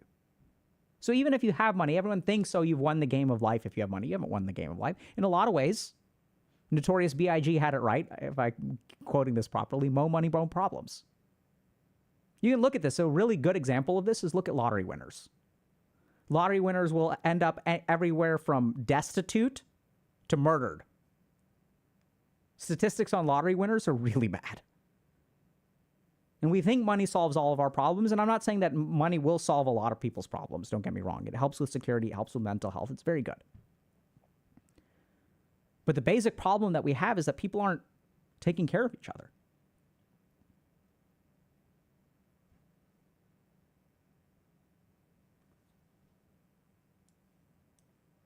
Okay. So kind of going back to this, how do I convince people? I think you first have to start by understanding their perspective and then try to give them alternate reality experiences.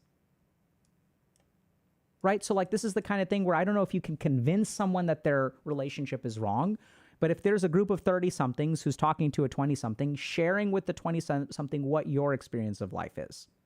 So if there are other women in the group who say, this is what my romantic and sexual relationship is like, this is what my romantic sexual relationship is like, this is the way, and there are dudes in the group who say, this is how I treat my girlfriend or wife or whatever, and then they'll start to see a different reality. You just have to show them your reality, and you have to understand theirs.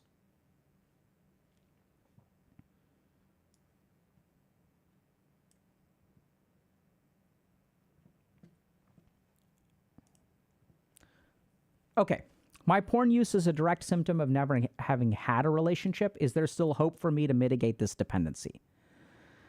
The way things are going in regards to the state of relationships, probably not, but miracles happen, I guess. As a young male and a declining consumer of porn, I have mixed bag of thoughts on it. On the one hand, I don't believe porn, blah, blah, blah, blah. Okay, so let's deal with the top one first, okay? So is there still hope for me to mitigate this dependency?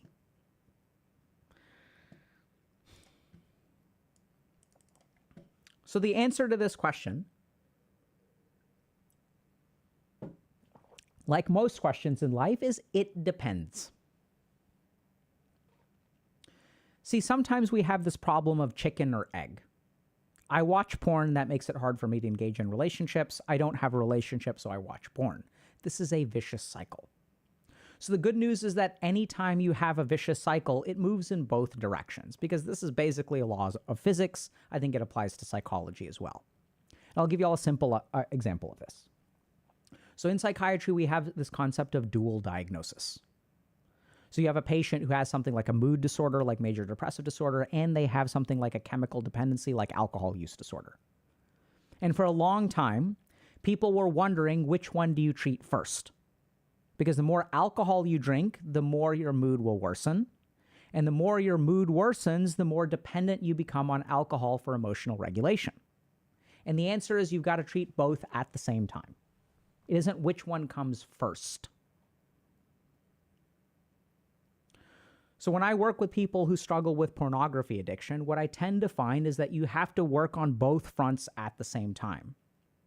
So a healthy relationship will help you develop a healthy relationship with pornography, and a healthy relationship with pornography will help you develop a healthy relationship with another human being.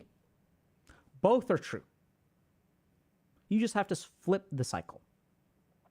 So oftentimes what this means is emotional regulation is at the root of it. So I'll give you all a simple example of this. So let's say that I've never had a girlfriend.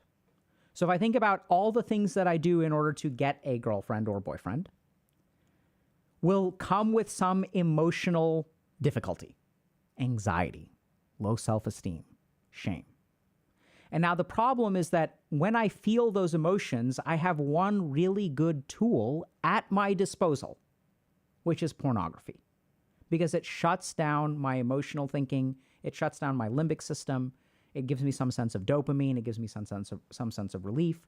So the problem is I'm kind of stuck because if I try to engage in a relationship, it feels emotionally painful. And sometimes it is very emotionally painful because I get rejected and whatnot. And then I have one safe place to go, which is pornography. So as long as this dynamic exists, it's very hard to change. But if the dynamic changes, your whole life will change. And this is why when I work with people who have pornography problems, usually I focus on two things. There are basically two important things that most people who struggle with porn addiction are missing in their lives. And if they can build these two things, a porn addiction will melt away. The first is emotional regulation skills.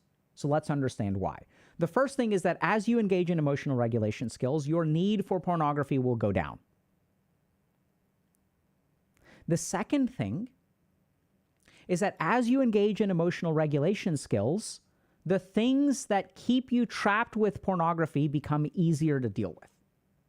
So if I can regulate my emotions and I no longer need porn to manage my anxiety, that means now I have a way of managing anxiety. Once I can manage anxiety, then I can go on a date more easily. So you get double bang for your buck. Emotional regulation is the start of it. Second thing is building a meaningful life. So we know that there are a couple variables that strongly correlate with pornography addiction, and meaninglessness is one of them. So you have to have a reason not to jerk off, basically, right? So if you look at people who are very addicted to pornography, they oftentimes have some emptiness in their life. There are absolutely people who are addicted who have not healthy, but they have relationships, they have fulfilling careers, not fulfilling, but they have successful careers and arguably successful relationships. So you can absolutely be addicted without this stuff. But generally speaking, the more meaninglessness you feel in your life, the more likely you are to be addicted to pornography, and there's research to support that. It's one of the two variables that correlates very tightly. So the second thing that we have to do to overcome pornography is build a life that's worth living. This is also where the emotional regulation skills come in. The other cool thing is that as you build a life that is worth living, then what happens is it becomes easier to date. Because now you have a life that is good and hopefully full in some way, and people will be attracted to that. People will want to be a part of that. You'll have confidence, you'll have respect, you'll have some buffer against rejection. Right? And like, I've never seen a dating profile that's like, hey, I'm looking for someone who's like an absolute loser and going nowhere in life and has no direction. That's what I'm really looking for. That's not what people are looking for. Why? Why aren't we looking for that? Because we don't have that, and we're hoping if we start dating someone, they can pull us along. Right?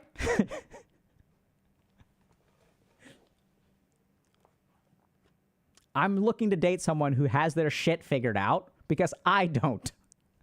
And one of us, in order for this relationship to succeed, has to know what the fuck they're doing and has to have some degree of stability. Right? Why are y'all even listening to this? Because y'all have a perception that I have my shit figured out. So we're going to go listen to the people. We're going to associate with the people. We're going to learn from the people who have their shit figured out. right? Do I have my shit figured out? I'll leave that y'all to judge. Okay? So in terms of pornography, you have to build a life that is worth living. And this is what's so confusing, because as human beings, when we see a fire, what we think is, how do I put out the fire? We don't think about, how do I stop feeding the fire, right? Everyone's like, oh, like, so when there's like an oil fire, people will pour water over it, which just creates more problems. Instead, what you need, just cover it with a lid. Deprive the oxygen. So if you want to conquer pornography addiction, you need to starve it. Deprive it of what keeps it going. Because trying to fight against the pornography addiction doesn't work. This is like pouring water on an oil fire. It just amplifies things, and let's understand why. So anytime I try to conquer the porn addiction, the first thing is that there's conflict in the mind. There's tension in the mind. And on some days I win, and on some days that I lose.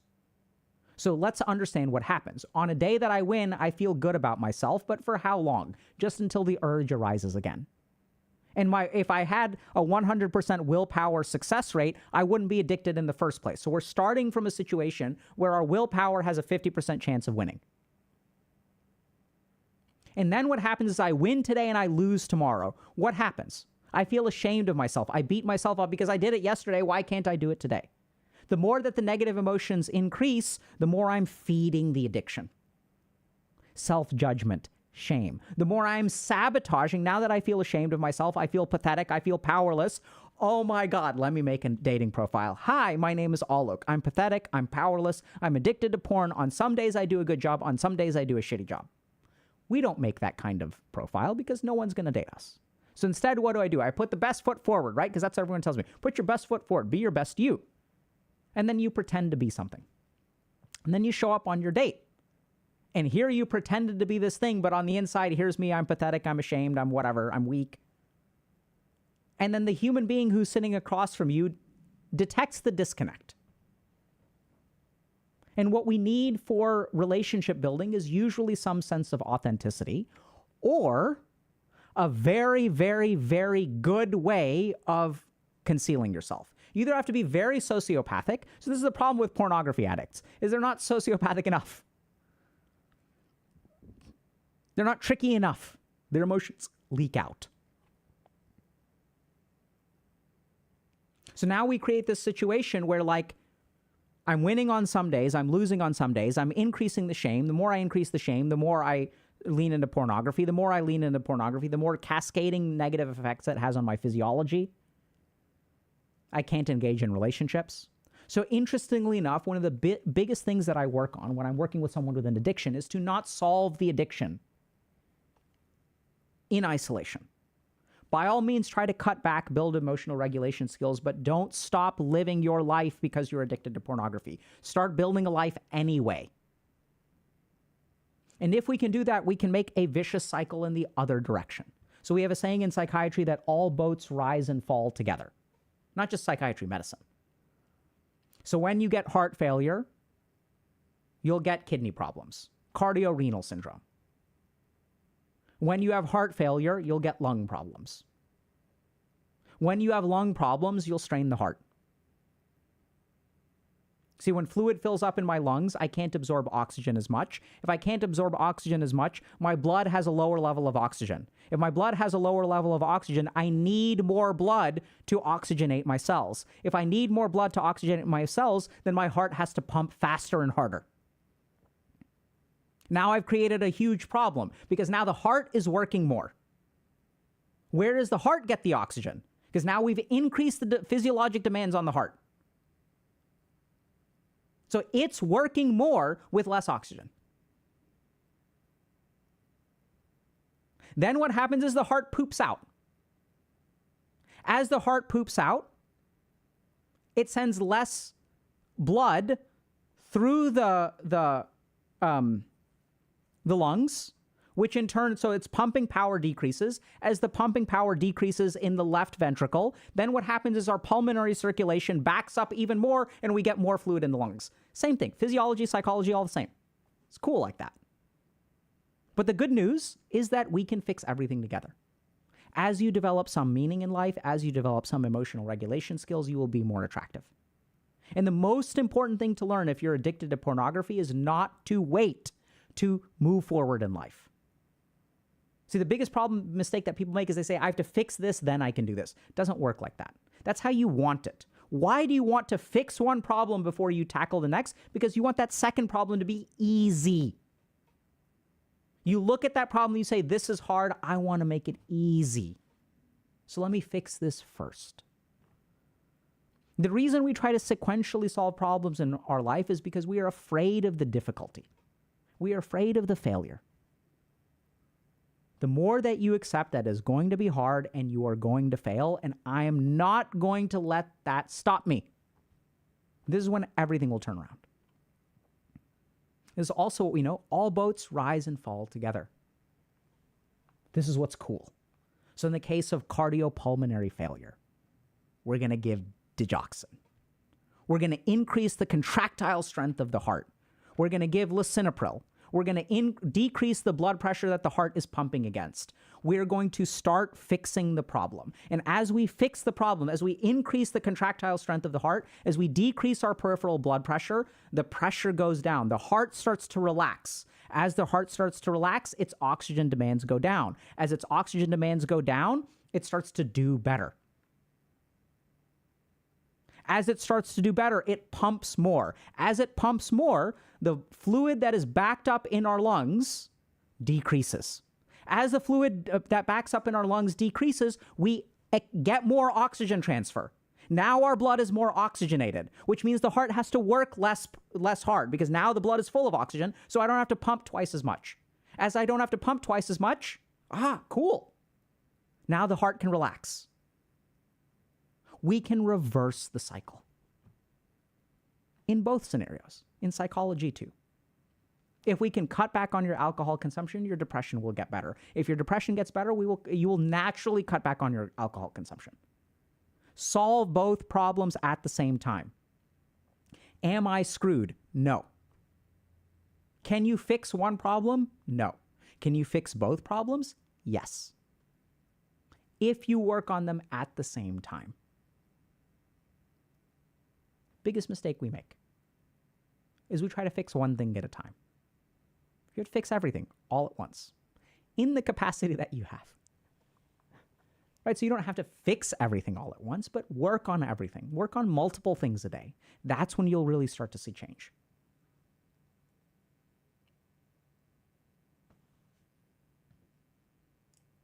Okay. Last one.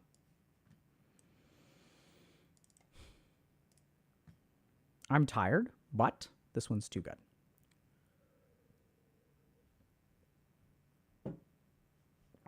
So I have mixed feelings about this video.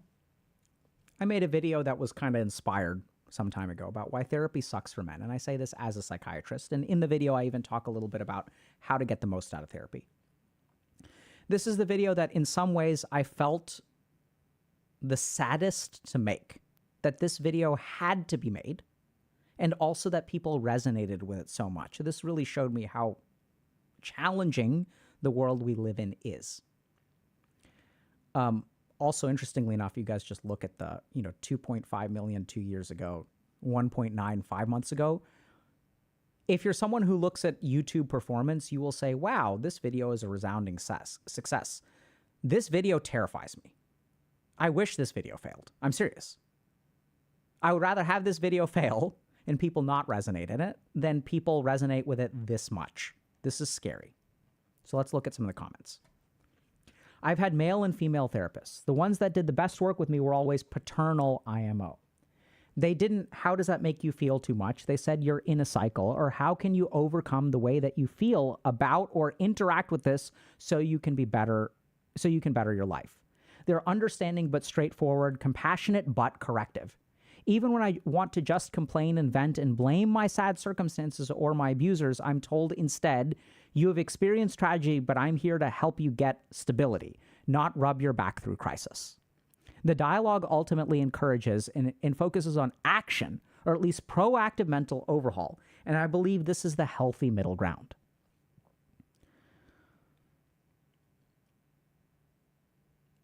I've never been to therapy or anything, but the few therapists and psychologists I've known over the years have completely put me off of ever trying. The fact that none of them were ever solution-oriented is what keeps me from ever going.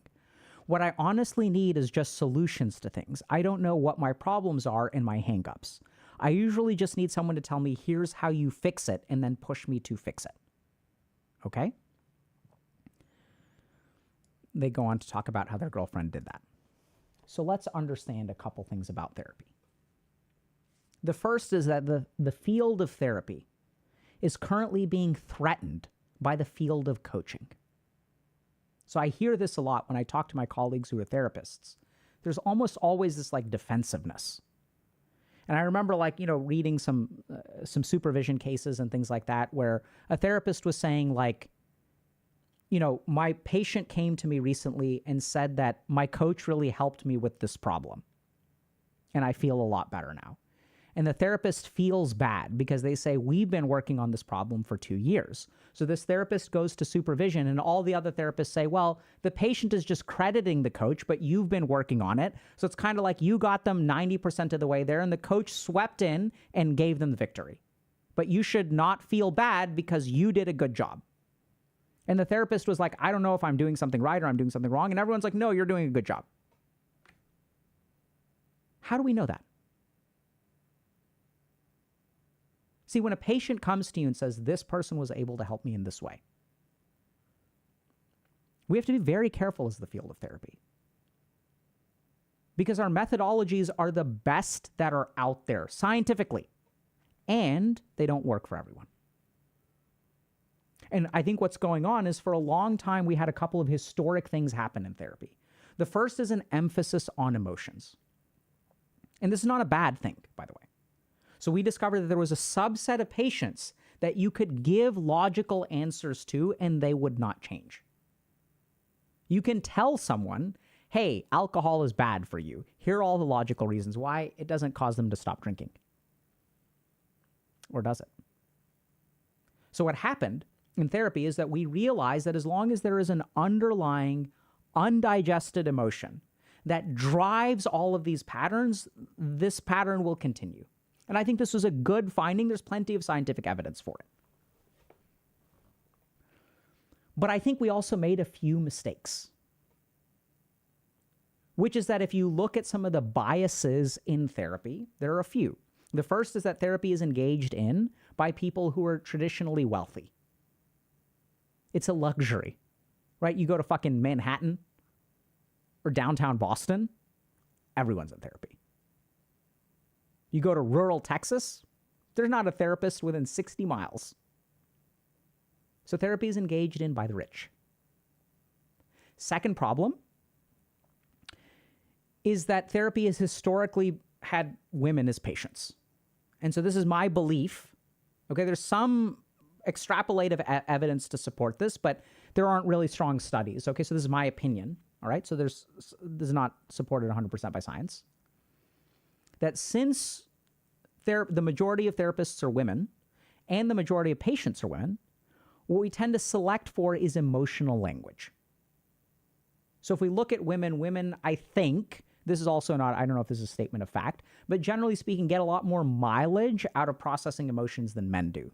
Men have a bias for whatever reason, whether it's conditioning or biology. We want plans, actions. So when I was training to be a therapist, I was actually actively disincentivized to problem solve with my patients. I was told that problem solving is bad. And even when I teach in our coaching at the Healthy Gamer Institute, when I'm teaching principles of coaching, I actively discourage problem solving. Okay, so I do it too, and there's a good reason to do it. But here's what I learned. If y'all want to know, honestly, the reason I started Healthy Gamer is because I had a group of video game addicts in my office. And what I found as I tried to do psychotherapy with them is that what helped them was not psychotherapy, it was psychoeducation. Literally. I had the same conversation 50 times with 50 different people where I explained to them, this is what your brain is doing. This is what the video game does to your brain. This is why it is hard for you to control yourself. Here is how you control yourself. If you do A, B, and C, I laid out the science, the neuroscience and psychology of video gaming. And I gave them a solution for a path forward. And they got better. And then I realized I'm not actually doing psychotherapy. Because psychotherapy is individual. Tell me about your life. Tell me about this. Tell me about this. Tell me about this. How are your parents? How was this? How do you feel? I wasn't doing that. Right? So there's a part of that, but I started to realize there's a lot of common stuff.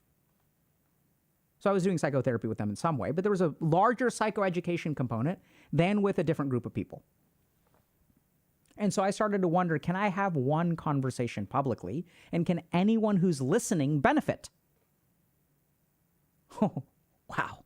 I had no idea what I was getting into. I had no idea how much benefit there was. Right? And we have some very preliminary data. It's not an IRB-approved study or anything like that. That even watching our content potentially improves depression and anxiety by 8 to 9%. That's pretty good. Antidepressant medication will get you 30 to 40%.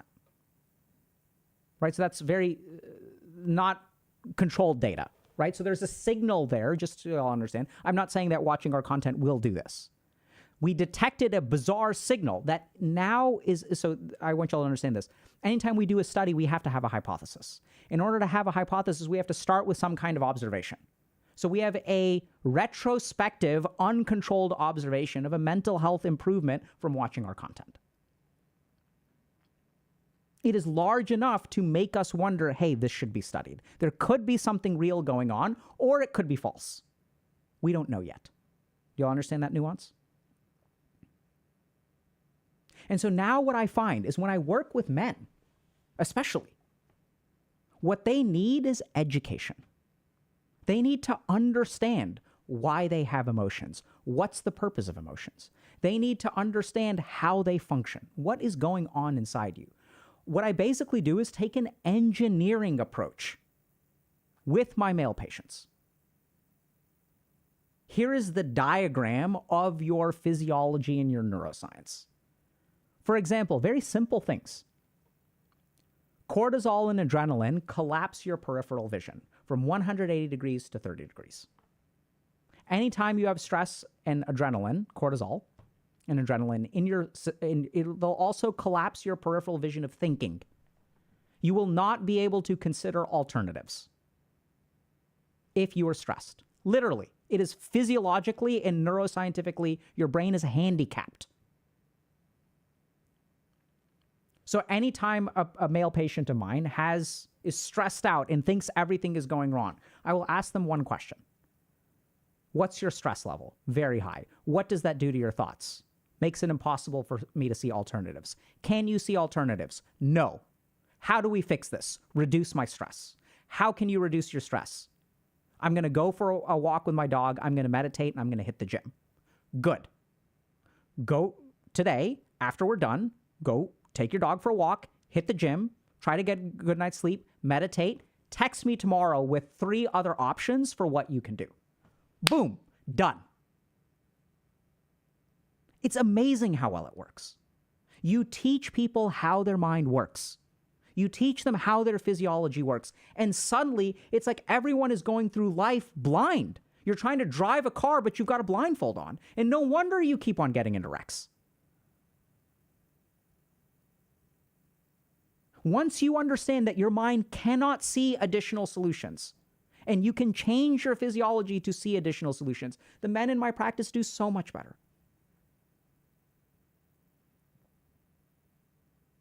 And this is where we have this principle in therapy. And by the way, I'm not dogging on therapy, because let's remember one important thing. I was trained by some very good therapists. And so all of the conclusions that I have come from the training of excellent supervisors. They taught me the fundamentals of therapy. Not the structure, not what's at the end. What is the fundamental of therapy? And since they taught me this, I was able to perceive this. I would be nowhere. It's not that therapists are bad. It's that I had some of the most brilliant therapists on the world who did such a good job at teaching me therapy that I was able to help my patients. The only difference is what I was doing is not something that was entirely traditional. That's the only difference. But even then, the people who taught me how to be successful and non-traditional. You don't have to follow a script. You need to understand the fundamentals of the principles at play. And even teaching men something as simple as, why do we have emotions? Emotions are a source of information, and emotions are a source of motivation. And so many of the men that I work with, they try to avoid their emotions. Avoid. And in doing so, they're literally blindfolding themselves. They are handicapping themselves because we have these circuits in our brain that are so important that even animals have them. Reptiles have them. So functionally, the functional utility of your emotional circuitry is astronomical. It gives us motivation and information. What are the two most common problems that I hear from men today? I don't know what to do, and I can't get started. Well, what the fuck, bro? If you are sabotaging your emotional circuitry, no wonder you don't know what to do, and no wonder you don't know how to get started. I don't feel like it.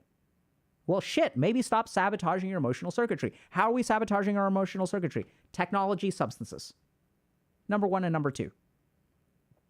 Addiction rates are so much higher. Substance use disorders are so much higher in men. Men are also more sociopathic, potentially more narcissistic. What are the features of narcissism and sociopathy?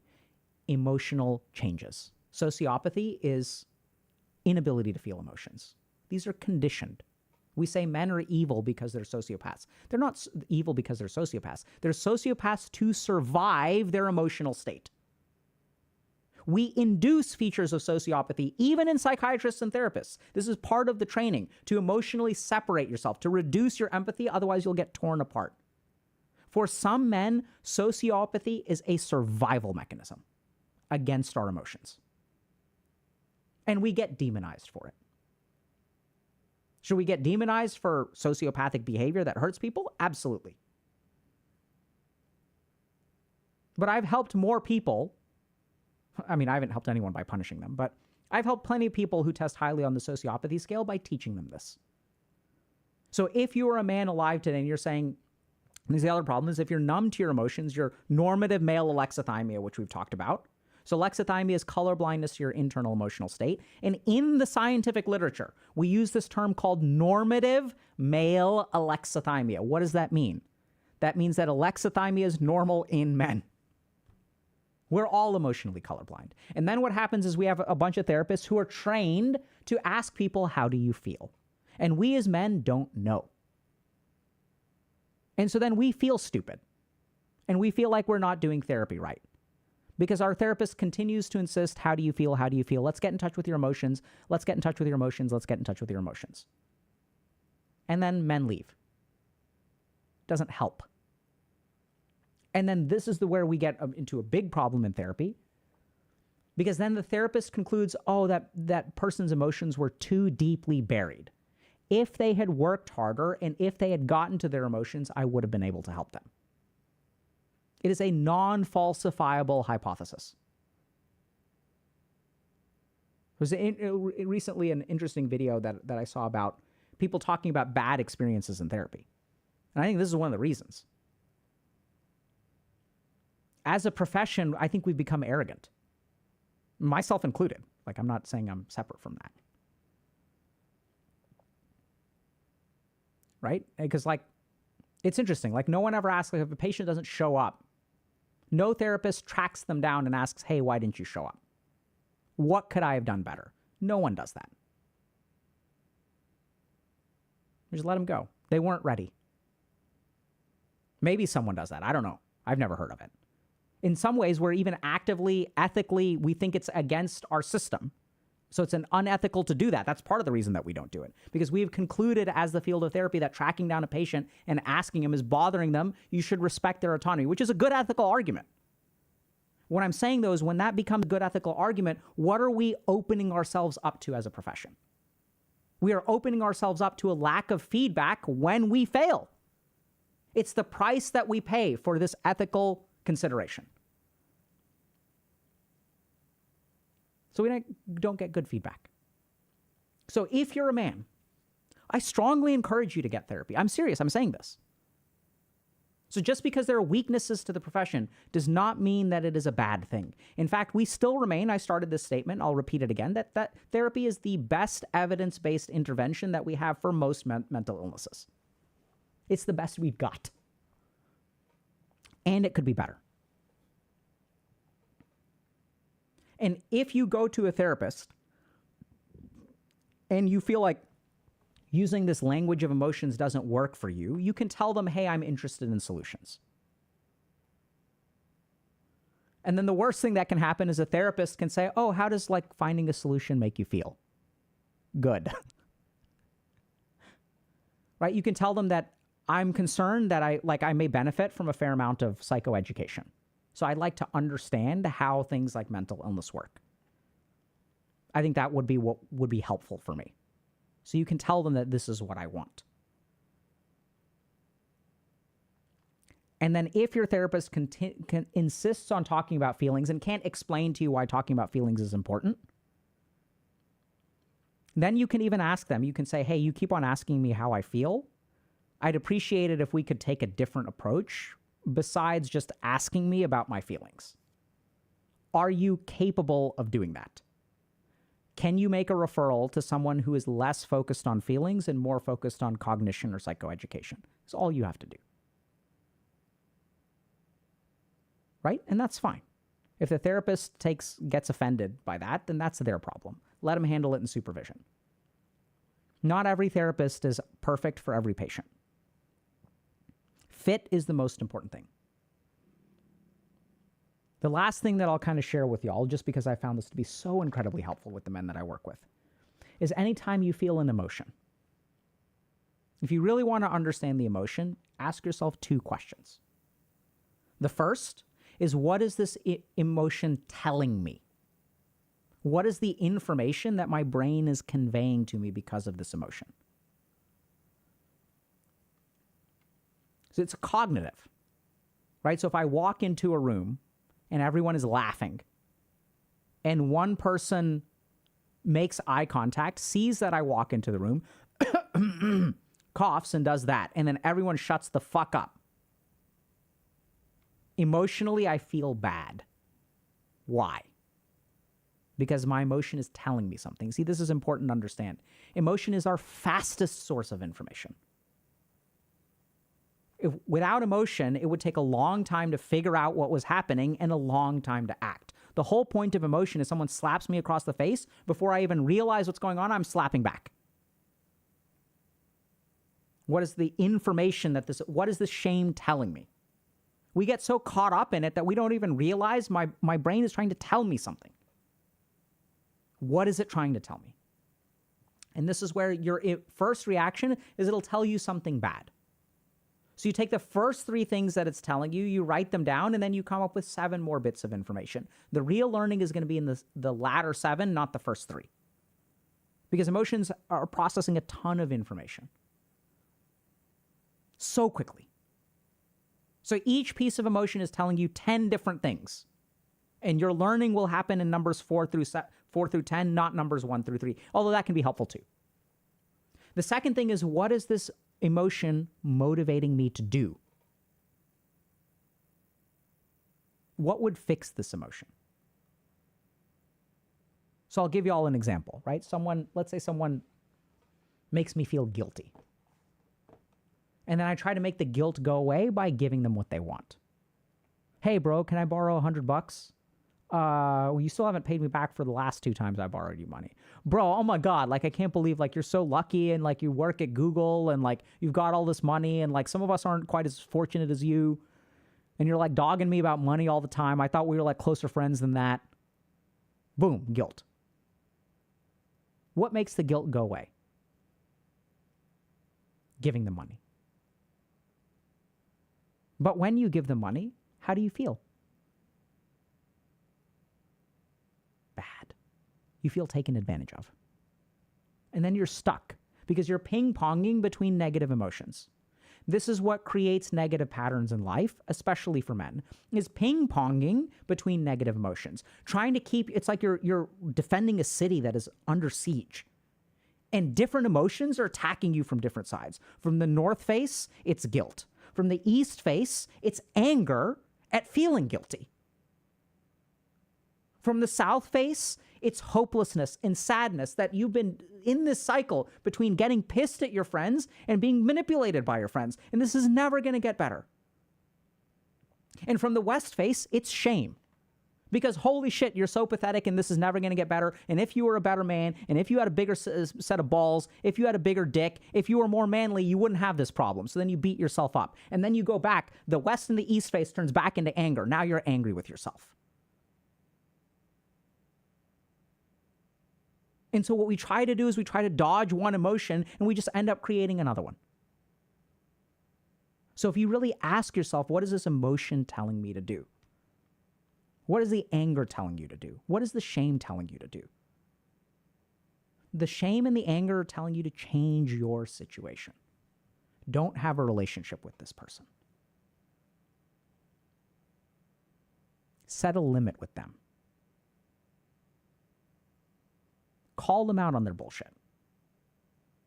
Right? Tell them, hey, I've let you borrow $200, and instead of gratitude, I get entitlement for you. I raise concern that you haven't paid me back, and your response is to try to guilt trip me. I'm not so sure that this relationship is worth it for me anymore. Like, I'm happy to help you out, but your response when I help you out, I don't think demonstrates good friendship. Now, when you hear me say that, if you have a positive response, you need to change the way that you're living your life. If that resonates with you and you have an emotional response, I wish I could do that. Once again, that emotional response is emotions are giving you information and they're giving you motivation. By all means, set those boundaries. Have conversations with your friends if you feel taken advantage of. Say, hey, I don't feel okay about this. Why do you say these things to me? Well, because you're so lucky you have a job at Google. Why do you ask me for $100 instead of help getting your resume together? Why don't you ask me for help with putting your own shit together and getting your life in order instead of hitting me up for money and then making me feel guilty? Why do you reject my actual attempts to help your situation? These are the conversations that, especially as a man, I feel like I need to have more and more with men. The good news is that we're really good at handling this stuff. Call them out on their bullshit. And if it feels righteous and good to you, that once again is information and motivation. So this is what I think we need to teach people. And the beautiful thing is that we have a lot of really great therapists out there who figured this out. Right? Such a beautiful phrase. You've been through tragedy, your life sucks. My job is to help you get stable, not rub your back through the crisis. Sometimes the job of a therapist is to rub someone's back through a crisis. Sometimes it's to help them gain stability. And a good therapist is able to tell the difference. And a good therapist is able to do both. Sometimes we're naturally gifted at one over the other. And here I am talking about what makes a good therapist and a bad therapist. This is humbly my experience. Right? This is what I've seen. And one of the things that I've learned as a therapist is that I'm not the best therapist for everybody. Right? I recognize that there are some things, sometimes my patients need something that I can't provide for them. And honestly, the best thing that I can do for them is to send them to a colleague of mine who really understands this problem and has really good outcomes with them.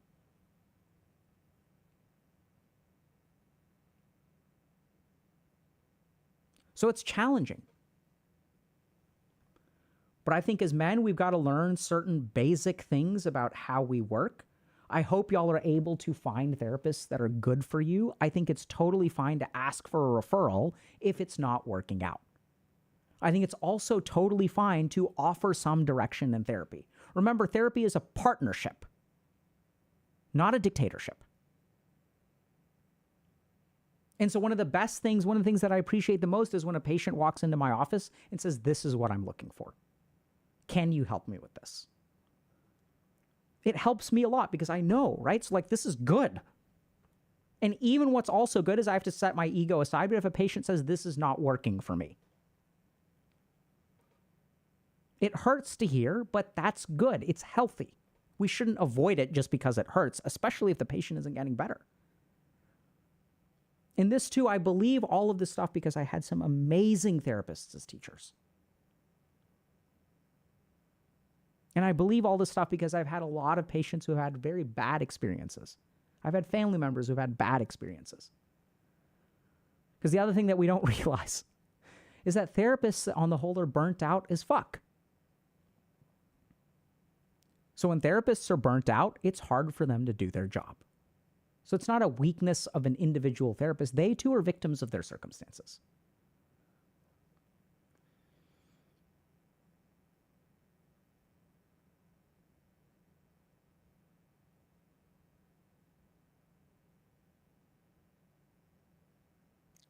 Okay. So we're at time for the day. I just want to thank all of you for making this happen. So we would not be anywhere without your participation. So I don't thank you just for your support. I thank you for your participation. Because all the material that I have to go on is literally what y'all give me. Right? So unless these people were thoughtful enough and motivated enough to make these comments, the stream would not be possible. Even these videos are possible because someone posted.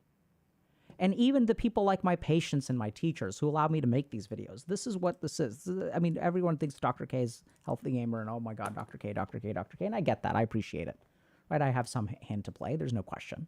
I'm not going to adopt false humility here. But the one thing that I really, really, really love and respect is that I literally cannot do this without you. Otherwise, it'd be me talking to an empty room. It is with the interaction that y'all tell me what direction to go, and we go there together. That's the whole point. We go there together. That's what therapy is about. It's about going somewhere together. The last thing is that we try to do what we do to fix the problems as I see them. Right? So I can't be a therapist for everybody, but what I can do is when I said I started Healthy Gamer because I was having the same conversation with 50 people, that information, that understanding, that know-how is what we try to build. So whether that's a lecture or live stream like today, whether that's a video that's uploaded to a particular platform, whether that's something like a book, or whether that's something like Dr. K's Guide. So in Dr. K's Guide, what I really try to do is take everything that I've learned and all of the stuff that is on repeat for my patients, I've tried to turn into an educational resource. And the other thing that I really find is that, like, you know, I've worked with some people now who have watched my content.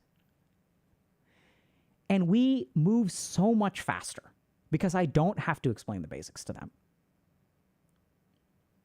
And I've heard from so many people in the community that watching something like Dr. K's Guide has helped them accelerate in their therapy or help them get into therapy or help them solve this problem. That's why we build it.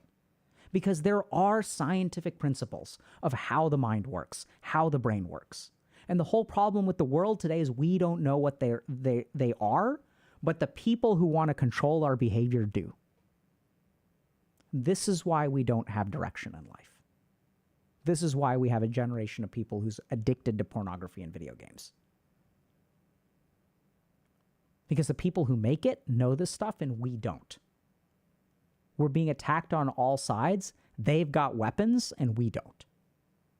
So our mission is, I can't be everyone's therapist. We can't solve the world's mental health crisis. We can't do it. But what I'm going to do is give y'all a fighting chance. That's my goal. At least let's balance things a little bit. You're probably still screwed. But we're going to give you the tools to go down fighting. And the beautiful thing is that I'm grateful, but it appears that when some of y'all have some of these tools, you're able to win. And I certainly don't think that you're winning because of us. You're winning because of you. We have some small thing, right? You have to swing the sword, but we can give you the sword. That's all we're doing. And that's honestly, I believe that. I just don't think it's neuroscientifically possible for some guy to say something on the internet and create some kind of really profound change in your life. All I can give you is the tools, and that's what we've designed. What we're really trying to do as best as we can, and we see good outcomes. So thank you all so much for being here, for making this possible, and for supporting us. The more that you support us, the more that we're going to do with it. And if participation is all you're doing, just showing up and watching is fine. You can send links to other people. By the way, if you guys want to check out, some videos, if y'all are relatively new to the community, strongly recommend you check out all the ones that we have, right? So some of these things like Dr. K's guide cost money, but clearly we've got a lot of good resources out there that are absolutely free. So if y'all haven't checked out these videos, there's a reason why they have millions of views. We hope to help y'all in whatever capacity we are able to, and in whatever capacity that you can afford. And if you guys can help us with giving us some kind of resources, whether in that you can give us resources or you can link to things, send stuff to your friends, this is what we're trying to do. And one of the things that'll help us the most right now, frankly, is ordering our book, right? I hope it'll help y'all. Get it for your parents, get it for your friends, get it for your parents who have your brothers and sisters who have nieces and nephews. Get it for yourself if you want to learn how to communicate. And that'll give us more fuel. And I'm working on number 2 and number 3. But that too, whether those get published or not, depends on whether my publisher is happy with the performance of this book. So this is the kind of thing where I can write the books, but literally whether you will ever get access to them. I mean, there's some things I suppose I could self-publish and stuff like that, but that has a whole set of problems with it. So this is the kind of thing where this is a partnership. And so what I am capable of depends on you. So if this book does well, I have the license to write 2 more. If it doesn't do well, then it just becomes more challenging. Doesn't mean that I'm going to give up. So literally, whether this stuff happens or not depends more on you than it does on me. I'm going to do my part. You can do your part if you feel comfortable with it. If you don't feel comfortable, you're like, fuck this guy. I don't want to buy his book. Fair enough. I'm trying to be as transparent and authentic with y'all as I can about how I view this stuff, what your contribution is. Okay? So, thank you all so much for coming today. I hope this has been helpful. Huge shout out to everyone that has posted on subreddit, commented on videos, shared stuff. That is really the most important thing. It is about the community more than anything else. And this is what's super cool. Like, I don't know if y'all get this, but if y'all want to see, this is why Healthy Gamer is more than Dr. K. So when this person shares, right, it's just my mind saying you aren't going to find people you resonate with because you never do. And then someone else says strong AF work. Imagine what positive feedback you're giving this person. And this is the problem. Is that if Dr. K tells you good job, your mind is like, oh, that's just Dr. K. Dr. K, of course, like is fucking dumb and he's going to see the goodness in all people and all this kind of stuff. You'll dismiss what I say. You guys see that? I can't do this. This can only be done by Kirith. And this is the other beautiful thing is Dr. K says this stuff. Who knows if it's right? Who knows if it's wrong? I'm the first one that'll say, I don't know if this is right or wrong. It's y'all that have to figure it out. And now Kirith says, holy shit.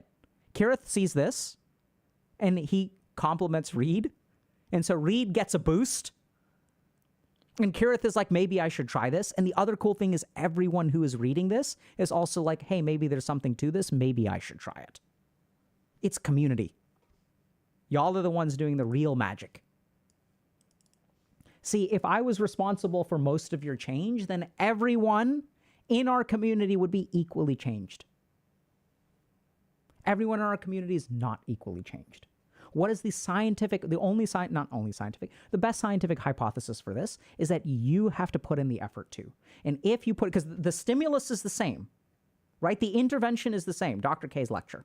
That's the same for everyone who watches it. What determines whether some people get helped and some people don't get helped? It's what you put in. It's way more than me. I can give you the sword, but you have to swing it. So strong work, and let's keep going, chat. I'll see y'all, I think, next week. But I'll be doing some traveling, so schedules are going to be kind of wonky because book comes out in 5 days, and I have to go and, hi, I'm Dr. K. I wrote a book. It's called Healthy Gambling. All right, y'all, take care. We'll see y'all when we see you next, which I don't even know. I'm so brain dead. I don't even know what that is.